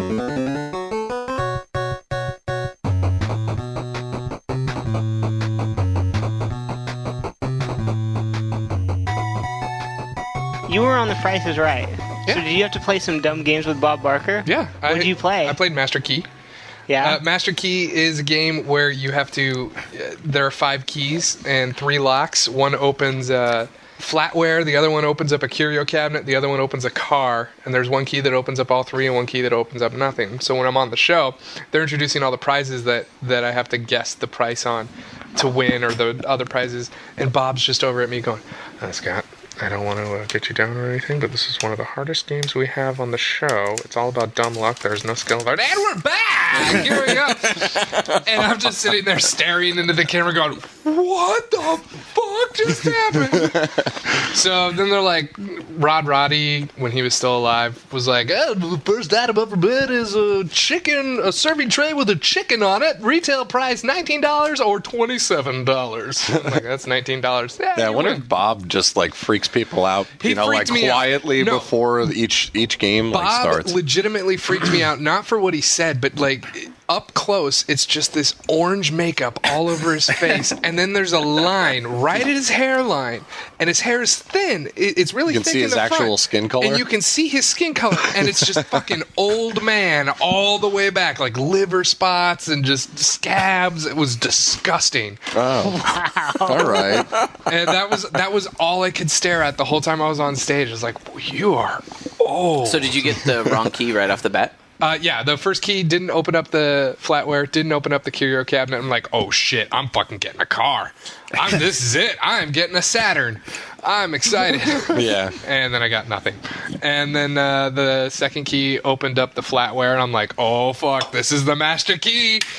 Let's skip that curio cabinet, go right over to the cart. Nope. So you didn't win. You didn't win anything. I won the flatware, the curio cabinet, the serving tray with the chicken on it, the Conair Core Keeper dryer, and a 10-karat gold watch from the Jules Jurgensen They gave Company. you an actual whole chicken on a plate. No, it's a serving tray with a painted rooster on it. Oh, But you didn't. that's fucking useless. You didn't win the car. I did not win the car, but I spun 90 cents on the wheel, and that wheel is fucking heavy. I was going to say, yeah, if just for doing that much, you got to come back to the main event. I was the big winner on the I lost, but I won the most stuff that time, so I was the last one. I have to see a video of this now. Oh yeah, I was clocking in at a trimmed like 285 at the time. It was a thing of beauty. Did you go ape shit when they called your name? Oh fuck! I was the first name they called. Oh man! Oh wow! So the first name. There's a lot of people in that audience, right? Like the chances that you get out actually on the show are very slow, very well, small. what happened is you have a 5-second interview before everyone in the audience has a 5-second interview with the producers, and all they ask you is your name, where you're from, and what do you do. And so I'm a big fat guy. I'm like, I'm Scott Bromley. I'm currently a sophomore at the gorgeous California Institute of the Arts in Valencia, California. And I can do this. And I grabbed my stomach and shook, and I was like, oh.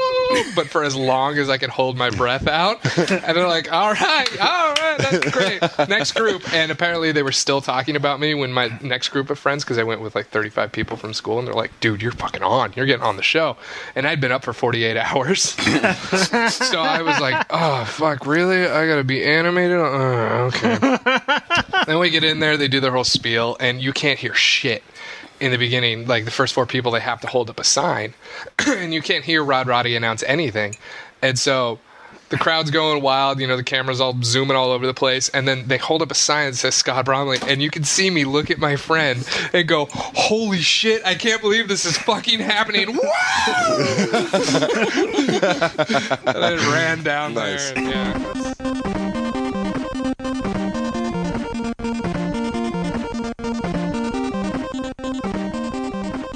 Did you guys see those photos of Demi Moore's vagina?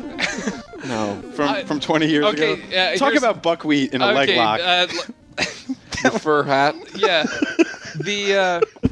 They were from Oui Magazine. Yeah. Not WEOUI, the French Oui magazine. The guy whose letter that we read on the podcast last week, who wrote into Igendo Power, I planted that letter because he was a friend of mine. I mean, I didn't plant him sending it to me, but I read it on the air. But when we were in high school, he had that issue of naked Demi Moore. We were looking at his house.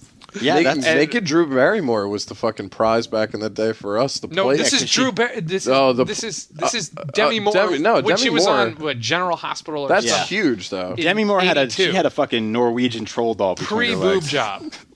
This was pre-Demi Moore. Pretty sure. You remember the Playboy with Drew Barrymore? Yeah. All right. I'm pretty sure she was shaven. I got to piss so bad. Yeah. You got piss? That was, dude. We got this. Yeah, we got it. Yeah. We'll hold down the fort. We'll hold down the fort. All right. That got passed around the entire high school, I guess? Yeah. Was it middle school? Spielberg. It might have been middle school. Spielberg did the special effects on Demi Moore's vagina. See, those pictures look like Kid and Play were going down on her. Let's do a little Lana-rama right now. What do you got? Oh God! It looked like the litter in Beethoven's Fourth. It looked like It looked like a Mogwai when it was being born. It looked like Harry and the Hendersons when he fell down the basement stairs. It looked like the wig that the grandfather was wearing in Christmas Vacation. It looked like the beard of that infomercial dude that died. It looked like the lead singer of ZZ Top. Oh God. It looked like a billy goat stuck his head out of her vagina.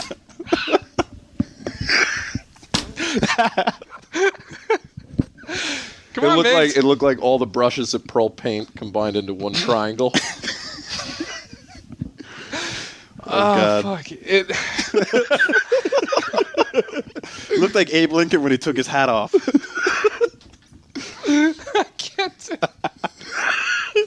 I can't fucking. It looked like a Wookiee's knee.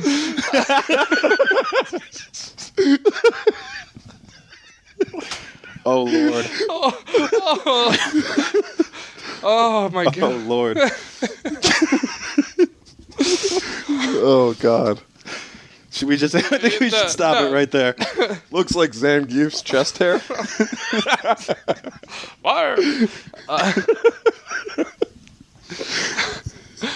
It looked like. It looked like the cover for Young Einstein with Yahoo Serious's hair when he gets electrocuted. Welcome back, Anthony. We had a little derailment right there. It looked like Bill Cosby in the 70s. Looked like somebody shaved a bear and left a triangle. What? We were just talking about Demi Moore's vagina. I'm sorry. Oh, welcome back, Anthony. That was fun. It looked like she was riding a horse the wrong way.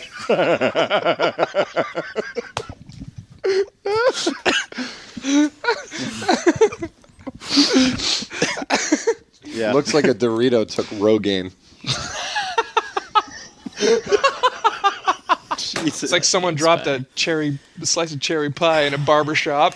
You can send letters into us at podcast@gamespy.com. I'm so sorry.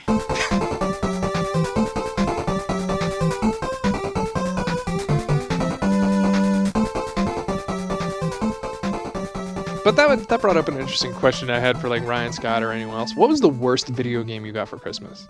Or any like because you brought up Deadly Towers. Your parents got you Deadly Towers. Yeah, it was awful. I got Ghostbusters for the NES. Oh, God, that game sucks. You can't even finish it. I got Right. one. You can't even finish it. I got Fester's Quest for the NES. Oh, God. God. God, that was awful. Wait, did your parents think you were a huge Addams Family fan? I played the shit out of that game despite how hard it was too, just because, you know. What kid was just like dying to have an Addams Family game? You know, keep in mind, like the Raul Julia movie was years away. I can tell you why this happened.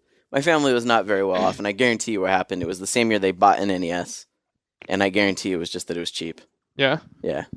The weird thing to me, though, is even then, again, all walks of life had to judge video games based on their covers. And that cover to that game specifically was a rotting, fat, old, bald man zoomed into the camera making the most hideous, like, I just came into a goat face with a fucking giant spider on his forehead. He's just like, my parents, show me your tits. But my parents know who Put Fester your tits is. on the phone. I'm going to shoot you with my plunger in your tit. But they knew who Uncle Fester was. Yeah. Yeah. God damn it. I think the worst one I got that way was my grandmother gave me Bill and Ted's Excellent Adventure. Oh, Excellent God. video game adventure. Have you ever fucking played that That was a game? bad game. I have. That game is awful. It's like a hardcore RPG with two party dudes, and it doesn't control at all. Game was awful. It had that weird, like, isometric, like looking like you're jumping over fences but tripping, and then you can't walk on grass, but you can walk on gravel because I guess if you touch the grass, it fucks up the space-time continuum or something, and you're collecting. And it doesn't give you any clues. No, to anything. To anything, it just ever. says go, and you're like, and you have that phone booth. The phone booth that you're mini trying- game. Yeah. Oh, it's fucking terrible. But however I would play it over and over again because it'd be like, holy shit, the graphics on this are amazing when they have the word bubbles. That really looks like Bill. That really looks like Ted. I don't think we really knew back then what shitty games were. No. Like, I think it was just like any game you put in front of us, it was like, hey, this isn't as good as Mario. But we were never like, this is fucking awful. Like, there are so many games you go back and you look and you're like, Back to the Future 2 and 3, fucking awful. Yeah. Fucking awful games. I knew that. No, there's some where you just knew at the time. Like what? Like Back to the Future 2 and 3. I still played it. Like, my friend had it, and I was like, I love those movies. Just like I played a ton of Friday the 13th, even though I knew that game was bad. Yeah. I rented a ton of games. That's how I was exposed No. to it. Well, but I mean, like, I would just go and pick, like, well, this looks cool. What's this random game? And I got exposed to some of the worst garbage. Well, because then usually for me when I was renting games, they didn't even have the fucking boxes. It was just like they put it in a plastic case. A clear And plastic case. Just said on the front like Bubsy. And you're like, oh, well, what could go wrong? What could possibly go wrong? And then you play it and you're like, this is the worst shit I've ever played. But yeah, it was tough, man. Or if you have Asperger's, you attach to it like a fly on shit and play it for 3,000 hours. Yeah. Bumsing. You know, all the games we mentioned, with the exception of Deadly Towers, are all like movie tie-ins too. Even back then, movie tie-ins. Yeah, the Bubsy movie was awesome. No, I mean the Christmas games. You know what game I liked for NES? Monsters in My Pocket. Well, that game was awesome. Yeah, I liked it. I had the toys. I didn't have the. I had a ton of the toys too. That's why I played the game, and I was like, "This game's awesome." That was such a great idea they had to get kids to buy fucking 900 of the same toy, right? In different colors, and you'd be like, "Well, you could see one of them, but the rest are a mystery." And you'd open it up, and you'd be like, "I have 3 of these already," and then you didn't know what to do with them. That was another weird thing. Like when we were kids, they would hand out these toys. They would sell toys for I don't know, like $7 muscle, and Yeah. it was just like a shitty one color toy. It wasn't even painted, articulated. Muscle Men. Or, yeah, Muscle Men. or anything. And we would just buy tons of them. They're all I had a ton of Muscle Men. I had a ton of Monsters in My Pocket, and I also had a ton of these other ones that were short lived. Visionaries called like Trash something. And it was like, and the whole this is quite true, by the way. And so maybe one of the commenters will remember they came in little trash bags. Oh shit! I remember. And you put them in water, and the bag dissolved, and the guys were there. Yeah, but they would just like. I remember those. Wow. Holy shit. Whoever came up with those toys is, I know they're living on some fucking island still laughing that they're like, ha ha ha, I made a fucking shitty mold and poured a penny worth of plastic or rubber into the mold and made $1 billion. You couldn't do that. You couldn't Fucking sell kids stupid toys anymore kids. that don't fucking move. No way. There is no fucking way that kids would look. Even the shitty toys that kids are gobbling up, like Beyblade or whatever, however the fuck you say that. It's got 1 million points of articulation. It springs out of nowhere. Like there is no more like. Well, do you remember those wrestling action figures? Not the big rubber ones, but the ones they made after that. They were like 6-inch plastic ones, and they had arms that could move. And there was only really 4 different types of them. Right. But like every single one was like, so you'd be like, oh cool, I got Jake the Snake. When you pull back his arm, he does a punch. Or like, oh cool, Ultimate Warrior can hold somebody up and throw it down. Yes. And then you get like Brutus the Barber Beefcake, and all he could do is this fucking weird, disgusting hop where his legs folded into his body and pushed out on a spring. Yes. And that was fucking it. So you could never do any leg moves with him or anything like that. And you'd be like, oh cool, they made Kamala. He's the Ugandan giant. I'm going to pick him. You were really supposed to just bash them against each other. I know. It's fucking ridiculous. I used Every time they put out a figure I used to eat that wanted, shit up. and it'd be like the spring mold, I'd be like, why? Motherfuckers, you blew a great opportunity. And they had that wrestling ring that like was hard as a rock. I never had the wrestling ring, but my friend did. My friend, I was never the kid that had the really badass things, but I always lived right across the street from the kid who was. So you lived across the street from the kid who was in every commercial who actually had Eternia. Yeah, exactly. He had Castle Grayskull. Yeah. He had all that shit. So but his when we wanted to play backyard with was it- an actual forest with Actually, it's funny with a you said babbling because brook that you he would was- set up bridges He was on. the only one in our neighborhood who did have a backyard with a little running river. By the way, Are you fucking kidding me? And That's where they shot that commercial, Scott. and he had a fort, a homemade fort. His dad had made him with like hatches that opened up to go through and stuff like that. What backlot did you grow up on? I'm just telling you, like, Like, you grew up in the Universal backlot? He just had the shit. His parents spoiled the shit. He was always the guy that got a Super Nintendo Day One, Nintendo Day One. Was he an only child? He was the only boy. There was one boy and one girl, and they're about 4 years apart. Oh, the girl have a canopy bed? Probably. That's how you knew kids were rich in the 80s, if the girl had like a Yeah, every time you were like, oh, we went over to my friend's house. That's his sister's room or whatever. They You're like, ran "You're the fucking kidding local. me." They ran the local jewelry store, the only jewelry store in our town. Oh, Jewish. So It did sound like you said jewelry. Was that a mistake? I don't know. We'll just leave it. We'll let it just sit there and marinate. Yeah. Stick it in and let it chill. Yeah. Did you ever have the Ninja Turtle toys? Hell yeah. Of course you did. Because I used to collect them, and I bought every single one. But the day I stopped was when I went in Toys R Us, and they were like, "Here's this new one. He's a giraffe, and he has a basketball net stuck around his neck." That one I don't remember. I was like, "Nope, I'm out. You guys jumped the shark." One of the final ones I had was this guy that looked like he was like melting out of his suit, and one of his feet was a sewer lid. And you could put like water in you his could put head. goo. He came with a little thing of goo. Yeah. And like gack or something, and it would come out of him if you pushed It's it. disgusting. That was another thing. They did that with every toy back then. They're like, "Go fuck up your carpet, you stupid kid." I was gonna say, like, that was another like billionaire island somewhere. Yeah. Is the guy who came up with Nickelodeon gag. He's like, "Yeah, well, just give him a bunch of ooze. He opened give these kids a gallon of ooze. I'm gonna give him a gallon of ooze. I'm also gonna open up a carpet cleaning company across the nation. This is gonna be sweet." Yeah, actually, if you looked at the yellow pages in the '80s for underneath like carpet cleaning, it was like stains, damage, Nickelodeon gag, ooze removal, giraffe. Yeah, it was like, get it? He's tall. He got his head stuck in a basketball net. You know what? I also fucking dumb toy. Fucking when we were kids, like even they built the toy companies knew we were all fucking idiots. Yeah. And they built toys specifically designed to destroy our toys, so we would have to buy more. Yep. Like He-Man had a torture chamber that they're like, here's a great idea. Fucking pour slime in this skull so it will slowly drip on Moss Man and fucking ruin him. Yeah. And like, so you have this one character who they're like, this is the guy you always have to interrogate as Moss Man because he's covered in fur and he hates slime. So you fucking put him in there and then you cover him in slime and you're like, oh, fuck. It looks like disgusting. Oh, this looks like the thing that the guy in the van tried to show me. And you're just like trying to pick it out and it's not working. That's like they never tell you on the box that there's a day in every G.I. Joe's life when his penis breaks. Yeah.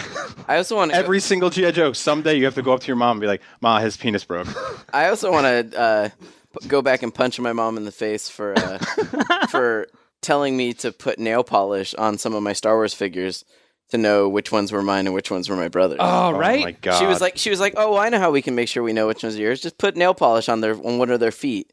I would always. And so I would have these ones that are like fucking. I fucking hated that because I had nail two polish. brothers, and like I would get like Lino or whatever from Thundercats, and my brother would cry until he got one, and then it'd just be two Linos in the house, and you're like, "This never happened. This never happened in the show. They never walked into some sort of alternate future dimension where there's two of these guys both wielding swords at the same time. Fuck you!" And then I would like just take his and get it really scuffed up, and it'd be like, "He's the bad Shadow version." And you're not good at taking care of your toys. I know what you mean though about the G.I. Joe's dicks breaking off. Yeah, they always break. The little And then you have hinges to- at the bottom, The rubber at the bands. bottom of their crotch. And That's their the taint worst part would of snap for off. any mother in the 80s was sitting there and trying to assemble the waist back onto the rubber band to the legs because it was like a hook connected to a rubber band penis inside the plastic underwear that connected to the body, and it was impossible to put back together. So my mom would just It glue wasn't it. that hard because I used to mix my G.I. Joe parts up all the time too. Really? I did that with. I used to He-Man. unscrew them, disassemble them, put the parts back in, reassemble them. I would and do if that. the rubber yeah. band broke, I would take a newspaper rubber band and double wrap it. I would do that with He-Man was the best for that because Yeah, you could 'cause be their like- arms and their be heads like, came off. This isn't Skeletor. This is Skeletor, Buzz Off, Thundar, Fisto, Bam. But you couldn't. Could you swap out their legs? Yeah, I think you could swap out their legs. I don't know. think it I was didn't just their play with arms. He-Man Swap out their 'cause that arms shit and their was for heads. babies. He-Man was for babies. He-Man really? was for babies? The manliest Fuck thing ever off. made was for babies. What He are you rode a talking- lion. He wore like fucking hair for underwear. Yeah, I'm You sure. can't get more I'm sure manly when than your that. dad saw you playing with He-Man figures and then saw you playing basketball, he put two and two together. Oh, You what know were you what, fucking playing with?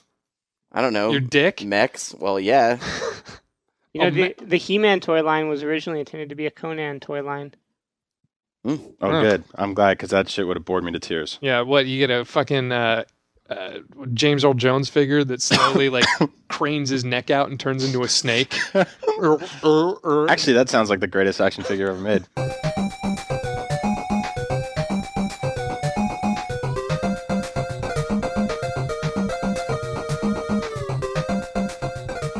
So your parents came and visited Altano? Oh man, yeah, that was interesting. I've been living. Did they stay with you? They stayed with me actually. Oh, wow. Well, my apartment's big enough so that I have. I mean, Scott's seen it, but I have a pretty nice place. Yeah, but do you have a spare bed? I do. I have a spare bedroom With the bed in it? with a bed in it. Yeah. So basically, my parents came to visit for the first. I've been out here for like a year and a half now, and my parents love to travel, but they have never, just for whatever reason, been to California. Well, no, they've been to California, but they had never been to visit me in San Francisco. And when I lived in New York, they lived in New Jersey. I saw them all the time, so we're real close. I'm Italian, so it's impossible to go a few weekends without seeing my mother and having or yell at you, or yell at me, so they came out here, and that was one of the first things my mom did. Was we were out to dinner and I burped, and she slapped me in the back of the head. And I'm like, I'm turning 30 years old on Saturday, and I'm like, Mom, you're in my house. Like, here I live with my girlfriend. It's a home. I don't even have an apartment number. Like, wait, you burped in your own house and she hit you? And she hit me as if I was out to dinner with the queen. I think at some point as an Italian man you can hit her back.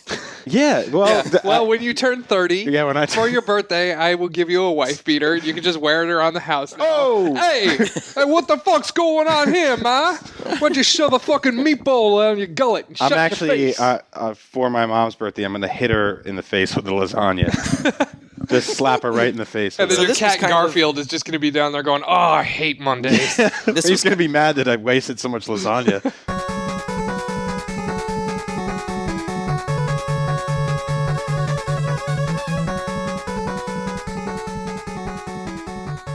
The final letter is from Hunter. What's up, Hunter? This is the last letter. He says, I have a question, Altano. What's up, Altano? Hey. Do you have any tips for getting into SVA? Don't. I am doing the whole application thing, and I would like any tips. Also, do you have any insight into Pratt? I am getting a photo major, if that matters. Actually, Pratt is a fucking awesome school. My mother went there. I got into there. What is SVA for us who... School of Visual Arts in the Lower East Side of Manhattan. It's a great school. Like any art school, make sure your portfolio is fucking ridiculous. Yep. Make sure you don't have like 3 of the same things. Just have 30 different things. Spread them out. When you get in there, bullshit. Tell them all these batshit off the wall thesis ideas. Like I went in to specifically when I got an SVA. Are you making a paper airplane? I'm just listening to your story. Continue. He's making art while you're talking about art school. Good. It's fucking meta. You're being inspired. I went in and they were like, "Well, what do you plan on doing here?" And I was just like, "You mean aside from what I did already?" They're like, "Well, yeah, we want to hear some ideas." And I was like, "I want to mix medieval art with graffiti." And they were like, "That's genius." And I was like, "I just fucking made that up. That's insane." And they were like, "This is great. We're gonna get you in on like this and that and scholarship." And so what you're saying is the art world really is bullshit. Oh my god, the art world's total bullshit. Yeah. Like I lived with an art major at Cal Arts, and he would just project images of like Stalin and Mussolini, and then trace over them. Yeah. And trace over them, and then I'd be like, "What are you doing?" He's like, "Oh, I'm just tracing them because they look cool." I was like, "Does it mean anything?" He's like, "No, fuck it. I just make up what it means when they want me to." You go into class, and that's why I used to tour with my shit. I would take a painting to 3 different classes and be like, "Hey, this represents hell. Hey, this represents Your shit America." didn't mean anything? No, it's fucking art. Art doesn't mean anything to anyone. Like if I draw a picture of an alien behind like a wall with graffiti on it, like what the fuck does that mean? Nothing. That's the fucking thing that always angered me about school. When you would go into a class and you would read a poem and like your teacher knew exactly what the fucking author was trying to interpret with this. And I like 9 times out of 10, I bet when Edgar Allan Poe is writing a fucking poem, he's just writing it. It means nothing. Yeah. There is no subtext in it at all. He's just fucking writing. I used to have this conversation with my AP literature teacher in high school all the time. She'd be like, "No, Anthony, we have to interpret the meaning," and I'd be like, "Why? Why? It's fucking dumb." How many Otherwise, fucking you don't have a stories? class, and how she many doesn't have fucking a career. stories or poems have you written that there's subtext in? Fucking zero. Who does that? No one. Nobody cares. Nobody gives a shit. Like Shakespeare was thinking about fucking man versus the Greeks and like nature versus nurture. No, he's fucking writing about 2 fucking teenagers falling in love. That's why I was always like one of those say nothing motherfuckers. Like I would come in, just put all my shit up on the wall, sit down, and be like, "Brap." Yep. And if they asked me like what it meant, I'd be like, look cool. It's a fun career. My favorite SVA story still, and I'll say this really quick, was I was taking the bus in from Jersey one time, and the bus driver saw me with my canvas and everything like that, and he's like, "Oh, it's really cool. Where are you going?" I'm like, "School of Visual Arts," and he was like, "I graduated from there." So there's always that. You could always drive a bus.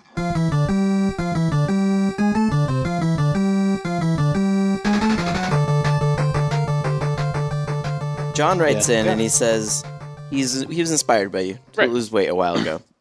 Right. Okay. So basically, he's melted off 88 pounds so far. Okay. But he's still 10 pounds away from the way he'd like to be. Okay. But the problem he has. Oh, he's got the melting lion face on his stomach. He has the melting lion face. He says, Bronley, do you have a gunt? Yeah. How do you fix this shit? Will losing the extra pounds take it off? You got a fupa? Yeah, no, it will not take it off. You need to get that surgically removed, or just don't care about it. I used to be really, really self-conscious about it, like when I would be with women for the first time. But then I realized it was actually my current girlfriend who told me this before we were dating. She said, there's a point when you're with a girl where it doesn't fucking matter. Once she wants your clothes off, she really doesn't care. She what's doesn't under there. care what it looks like. So just fucking own it, I own it. Once you make out with her, pretty much, Yeah. the deal is sealed. As long as Once you're about to have sex asshole. with a girl, it doesn't matter if you take off your shirt and there's a melting lion on you. It's actually even better because when she wakes up, you're like, haha, you just hit rock bottom. At least that's what I did.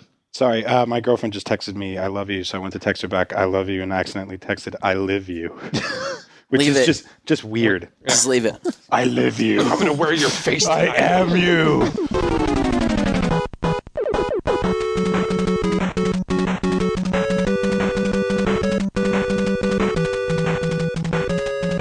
Oh man, speaking of dogs, I just want to give a quick shout out. Don't give a shout out to a fucking dog. Maybe I will. Benji, what's up? I had a dog named Guru. He was 11 years old and he just passed away the other day. It got me thinking. We tell a lot of piss and shit stories on the air here, but I don't think I've ever told this story that my dog Guru did when I lived in New York.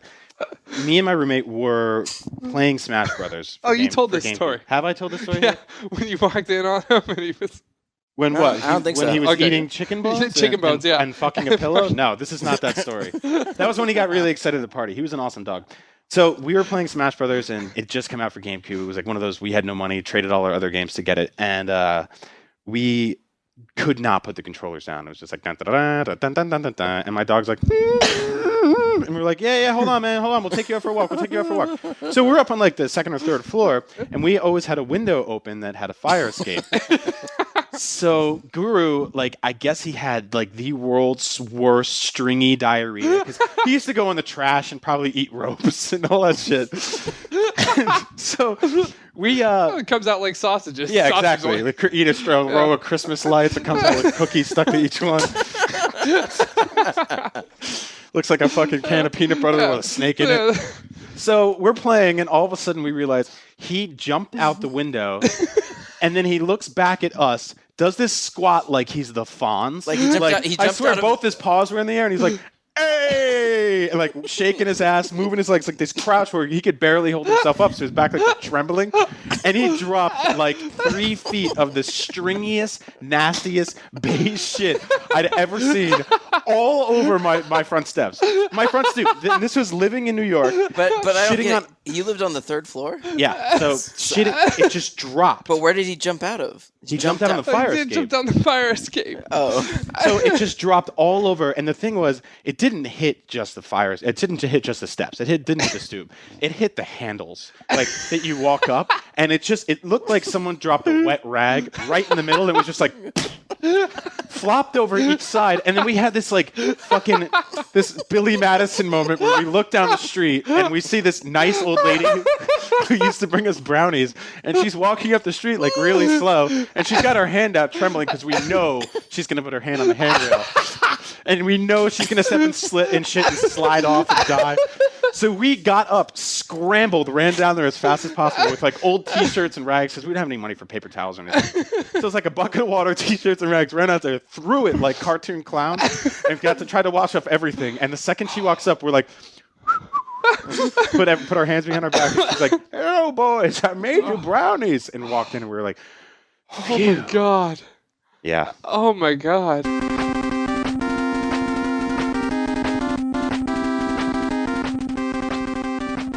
In 2007, I had mono and didn't know it. And my spleen ruptured. And basically, if your spleen ruptures, you are supposed to die. And doctors are not supposed to operate on you. You're dead. It's a death sentence. Less than 1% of people that this happens to survive it. So I'm in the hospital, dying on the table, and my sister, who's a nurse, was there yelling at the doctors, like, just fucking try and save him. And so they cut me open. They pumped me with 17 units of blood and fill my body with blood. I can't process it, so they're just continually pumping it in. And 17 units is a body and a half full of blood. And I lost all of this in 2 hours. Flatlined, died, went to the other side, saw it, whatever. Anyway. Respawn. Yes. Son of a bitch. So, well played, sir. There was a girl that I had briefly dated before this whole thing happened.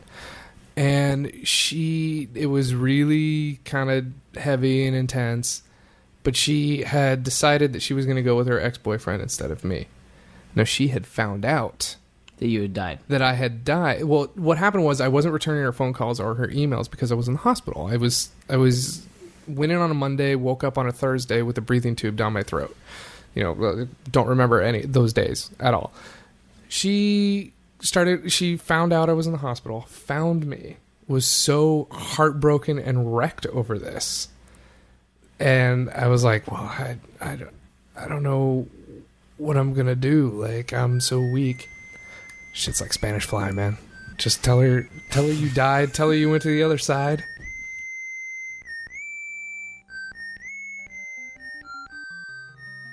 Kenny writes in, he says, I live in Madison, Wisconsin. I'm sorry. And it is Midwest as hell. It sure is. Bromley was talking about eating at Perkins. We have those in Wisconsin as well. Ugh, but if you really want to see gluttony at the best, check out Culver's. It's the Midwest idea of a classy restaurant. Oh, I don't even want to know. The regular ass hamburgers are called butter burgers because on top of a double hamburger with cheese, they toss a fucking pat of butter on it. What? Then you can get this beast with a side of fried cheese curds. What? Cheese curds are essentially little balls of cheese covered and battered and fried up. Oh my! I feel nauseous right now. Plus, Culver's is known for shakes made with custard that are pure. Oh my God! Oh, he says I can practically hear Ryan Scott drooling. Oh no, Ryan!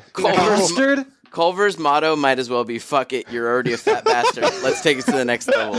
Welcome to Culver's. Fuck it, here we go. You guys like bacon balls with Parmesan cheese, deep fried marinara sticks? You can. Hi, y'all. Welcome to Culver's. Here we got a hamburger. It's covered in butter. Then we'll throw on some. What cheese. can I get for you, hon? What can I get for you? That you're playing What's Her Face from the Southern Cooking Show right now. Yeah, it's Paula Dean. Hi, everybody. Welcome to Culver's. You said you can find Culver's all over the Midwest, but it started in Wisconsin because Wisconsin is the mecca for fat fucks who love to drink. Oh, for dessert, we got a pecan bite dunked in nacho cheese, rolled in Dorito batter, deep fried and covered in chocolate sauce. Here's a pancake ham sandwich covered in asbestos, ice cream, Lego pieces, gummy worms, Fruity Tooties, Eskimo pies, moon pies, Alf pies. Then we top it Ninja off. Turtle pies. Then we top it off with a real spaghetti-o sauce reduction. It's fucking awful. And if that isn't enough, we just pour Pepsi on top of it. Did you ever sit down and have a meal that you felt dumber? I did. After eating it? I felt any meal I overeat. It's one of those meals when you're like, because Anthony, you're one of those people that's you blacked out and eaten just a plate of nachos that should not have been eaten It wasn't a plate. It was the whole baking tray, about 4 inches thick, full of nachos. Because I remember one time I made a bacon double cheeseburger with grilled cheese buns. For the buns. Yeah, for the each buns. bun was a grilled cheese. And by the end, I was people were calling me up and they're like, "Hey man, what you up to?" And I was like, "Blah." My friends always tell me, I don't want to fucking move. My friends always tell me, because I don't drink and I've never been drunk. But my friends always tell me that when I've eaten as much as I have and they've eaten it with me, they're like, you know what it feels like to be drunk. Yeah, it's like because your brain just slows down and you're just like, oh, my blood is in my stomach. And I'm just fucking laughing at things. I saw this burger on Food Network where they took a regular hamburger, split it in half, then filled filled it with American, like 4 slices of American cheese piled on top in like a little mountain, and then put the other half on top of it and closed it like a pie and then grilled it. So when you open it up, it's just this molten lava ball of cheese. Oh my God. Sounds amazing. And then I did that, but then I put more cheese on top of it. And you made this? Yes, I made it. Wow. And like the whole time I'm eating, I'm like, I feel so fucking gross. Was this when you were fat? No, this is when I was thin. I just decided to This try was it. last weekend? Yeah. But then, like, when I was fat one day, I was really depressed and I didn't have any food in the house because I was fat.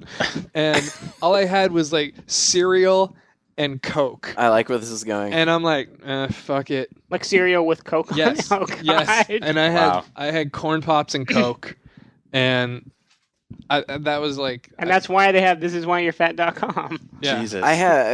When I get depressed, I also do some serious binge eating. Yeah. Like, what do you eat when you're depressed? Like, I'll be like, well, I guess I'll... Stop trying to play footsie with me, I guess Ryan. I'll order a pizza, and then while we're going to pick up the pizza from the pizza place, we'll stop by the burrito shop and grab a burrito. Yeah. And if that's not good enough, we'll grab a pie on the way back. I had friends that would do like the 3 fast food drive-through run. It would be like, yeah, we're going to go to McDonald's for a Big Mac and then turn around the corner and get a Frosty and fries from Wendy's and then pull around here and get like a po' boy Yeah, from but Popeyes. that's not And so then we're weird going to to put me. it inside of a taco shell from Taco Bell and just eat it all at We once. also used to, there was a funny time, me and my friends, none of us were stoned, by the way.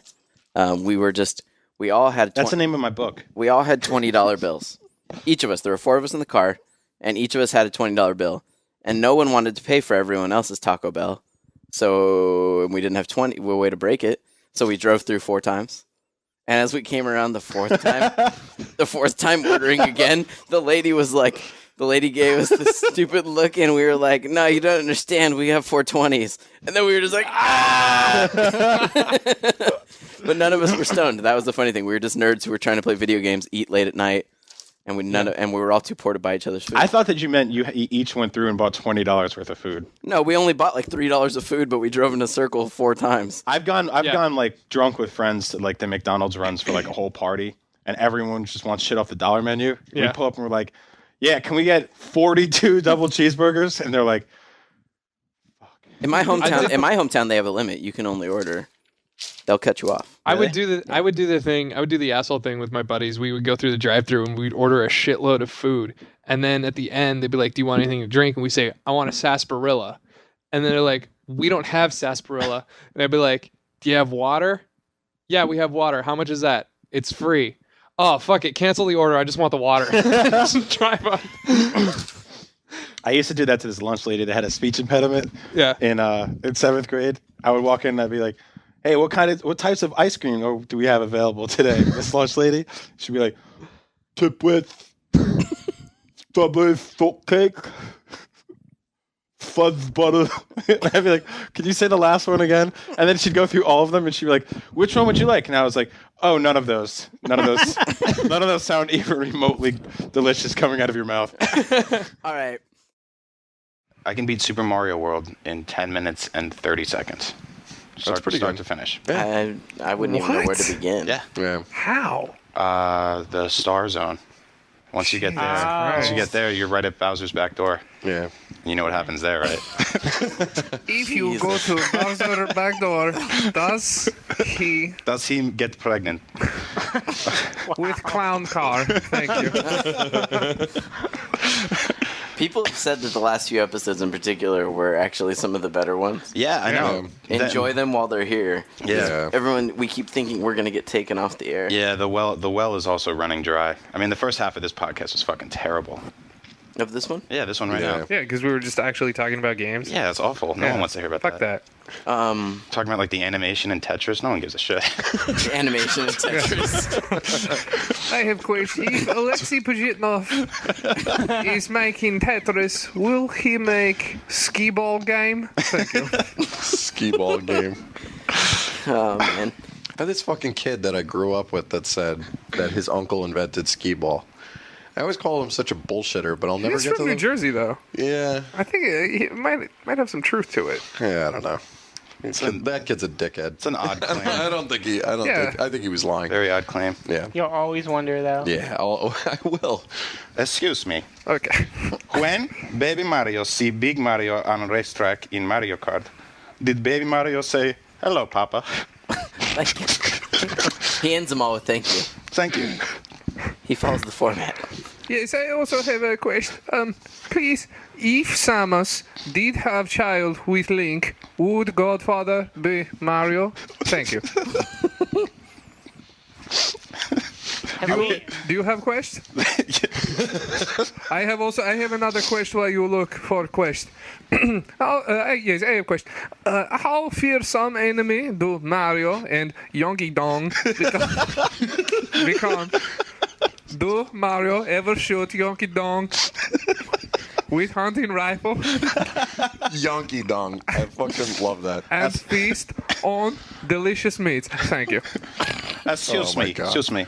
Yes. When Samus saved Baby Metroid, do feelings of rage encompass Metroid, but then no?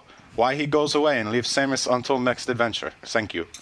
That makes no sense. Okay, I have question. My last question here. Please tell why so many Bowser monster children in Mario Land Adventure Time. One would be many? Thank you. That's a good one. Does Donkey Kong cry every time Mario 12 sees bananas in the streets? Thank you. I wonder if Zelda play game without sword, is life pointless? Thank you. How to fight Ganon? Thank you. I have question. That's the. If Yoshi eat Luigi, does he get one up if fall into pit with Kid Icarus? Thank you. There was a time when this character he would say things that sort of made sense. Yeah, a little now bit. they're just- Now it's just he's devolved into like we're off the tracks at this point. if table is made of 4 legs, can you bring to Soda Popinski in Punch Out on Star Fox Airplane? Thank you. Wow. That's what happens when you give a character a sequel.